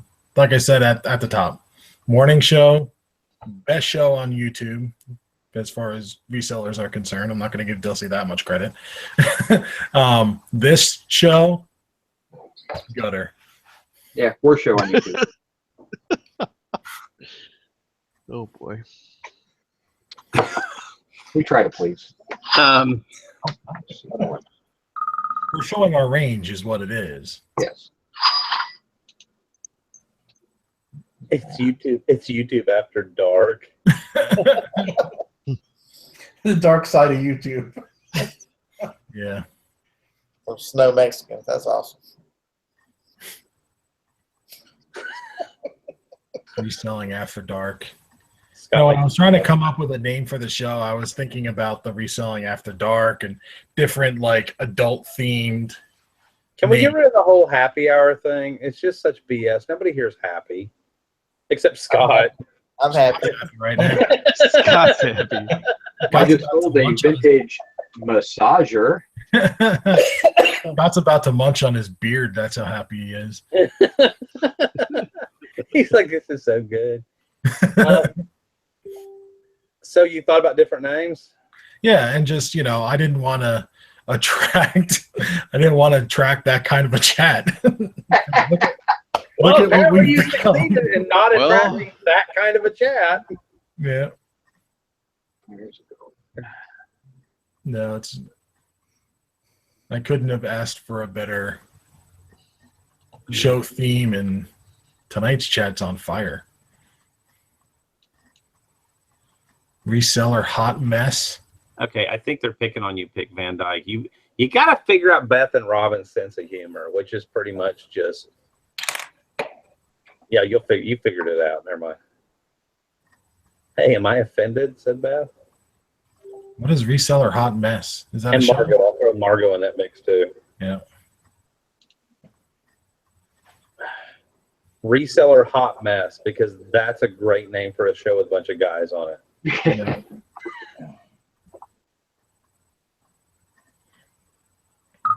We are auditioning for young ladies that would like to try out for the show. No, don't take that back.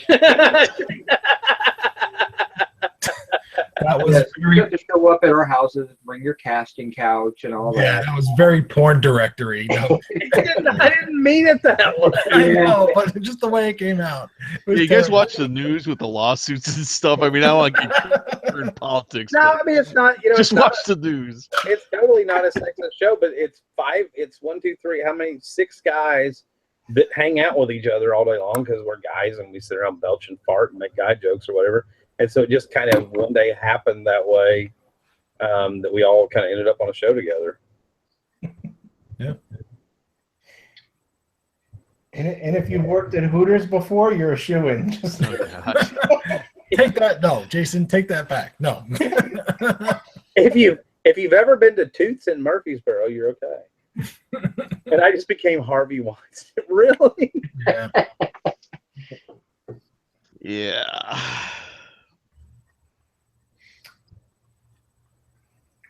Going on Grumpy said pure aqua, strawberry, or peach are great. We were in Aldi the other day, so I'll tell her. I mean, for why we were in the Aldi that just remodeled, or they're in the middle of remodeling rather, so they only had half the selection.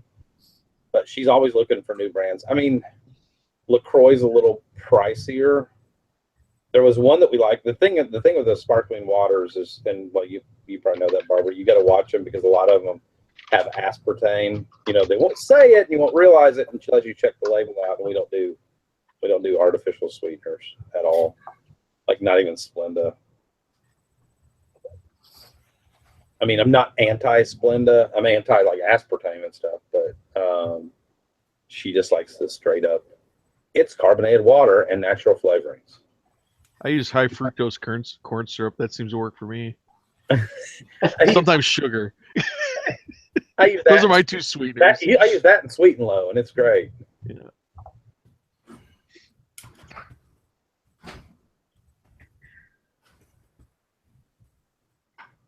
I used to do regular sugar, but didn't have enough gluten in it for me.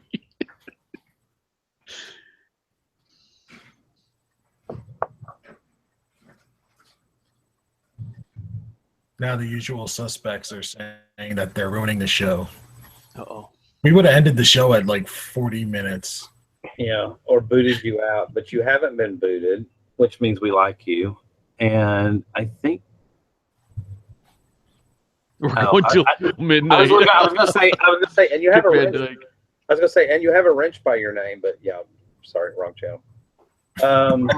Gets a wrench and I don't get a wrench. What's up with that? You don't have a wrench? Let me tell you.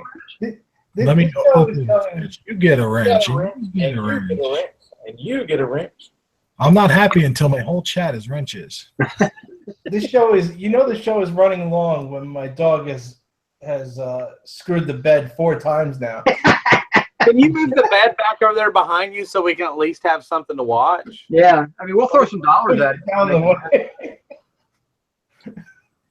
He's on his fourth nut. We're still going. Poor little thing. Probably tried to keep up for a Stamina. mile or No, he's fulfilling Andrew's request from before. That's right. Somebody Oh, had my. to do the sex. Oh my lord, the crazy card just asked a reselling question. What is wrong with you, Mike? Is there a percentage that you look at and decipher of views versus watchers that make you reevaluate the price you are asking? No. Honestly, I don't pay any attention to it. If it was something really high dollar and I had a lot of watchers, I don't know that I'd look at a correlation between views and watchers, but I would wonder, okay, why is this not selling? And my biggest, initial suspect would be I'm priced too high. But do y'all ever pay attention to that kind of stuff or not really? No. I honestly don't even realize if I have watchers.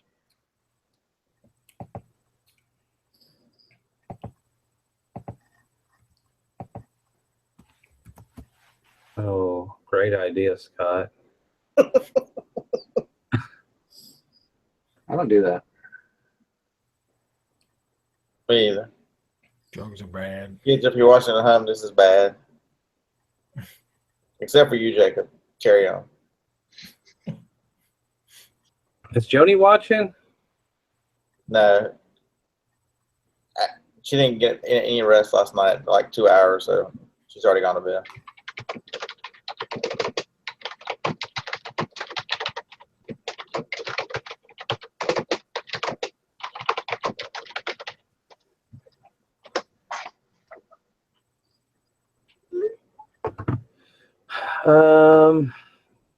All right, I love those big giant pauses.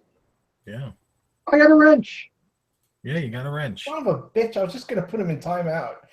I was gonna bash somebody earlier, and I can't remember what it was, but I'm like, I have a wrench. Oh, I forgot we can put. I'm like, wait a minute.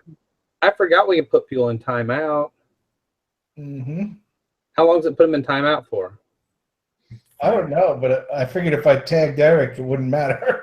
I think it's like 3 minutes. I was going to do it to a couple of people joking around, but I think it's longer than what I'd actually want it to be. Well, I'm not going to type anything because you'll put me in timeout. We'll see how long it takes for him to figure it out. Bearded picker. Put user in timeout. You're already in timeout, buddy. 300 seconds. Oh my God, it's like 5 minutes. That's awesome. Can you reverse it though? I don't know. Why would I want to do that? No, you can't. I don't think you can. Pick Van Dyke says, every time there's dead air, I try my hardest to come up with an inflammatory comment to keep the show going.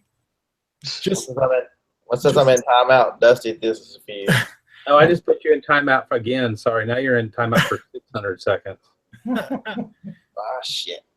Just rest assured that if there's a long pause, we're listing.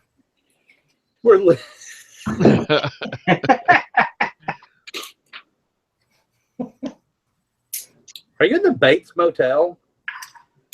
I had my MacBook's battery's about dead. Oh man. Hello, Candy Cane. Why is there a trucker behind you with a butcher knife? I'm ready. I'm actually legal. So,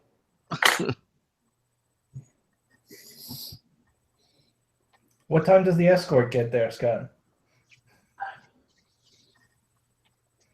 The only escort that would get here would be an old Ford car. It's gonna be an EX2 or whatever the hell that thing was. Or EX, yeah, that'll be all right. Are you guys ready to list? I'm ready to list now.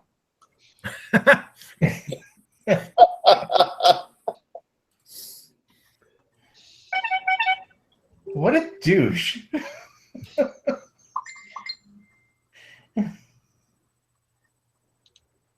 You've got to find that other thing that you had on the other day.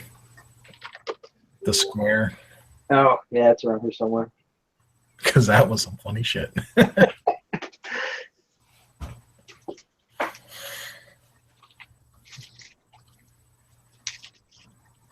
Hey, I'm in timeout. Yeah. It He tells really me I did can't. it. Oh, so. They said if I put a quarter in the bed, it would vibrate. If I take a couple more hits on this thing, it'll spin. Robin Birchall said 11:31 when the show went there. Oh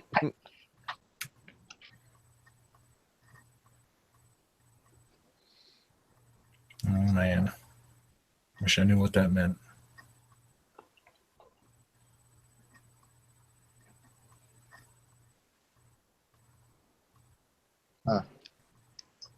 Huh. Insert cricket sound. I think Jeff is offering turn down service, so All right. I think we're about ready to wrap it up. We've run out of steam. Oh man. We're not used to this. a lively chat. And we're usually all in bed by now because we got to get up in the morning and do the morning show. Yep. Not me. Yeah, we'll do a Saturday morning show with cartoons. There's no Saturday morning show. Conjunction, junction. What's your function? I'm just a bill. On Capitol Hill.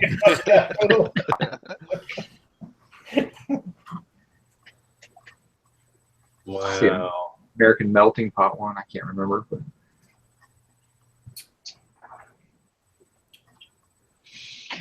All right. Yeah. Steam is out. We're not going to go 8 hours in silence. That's just wrong.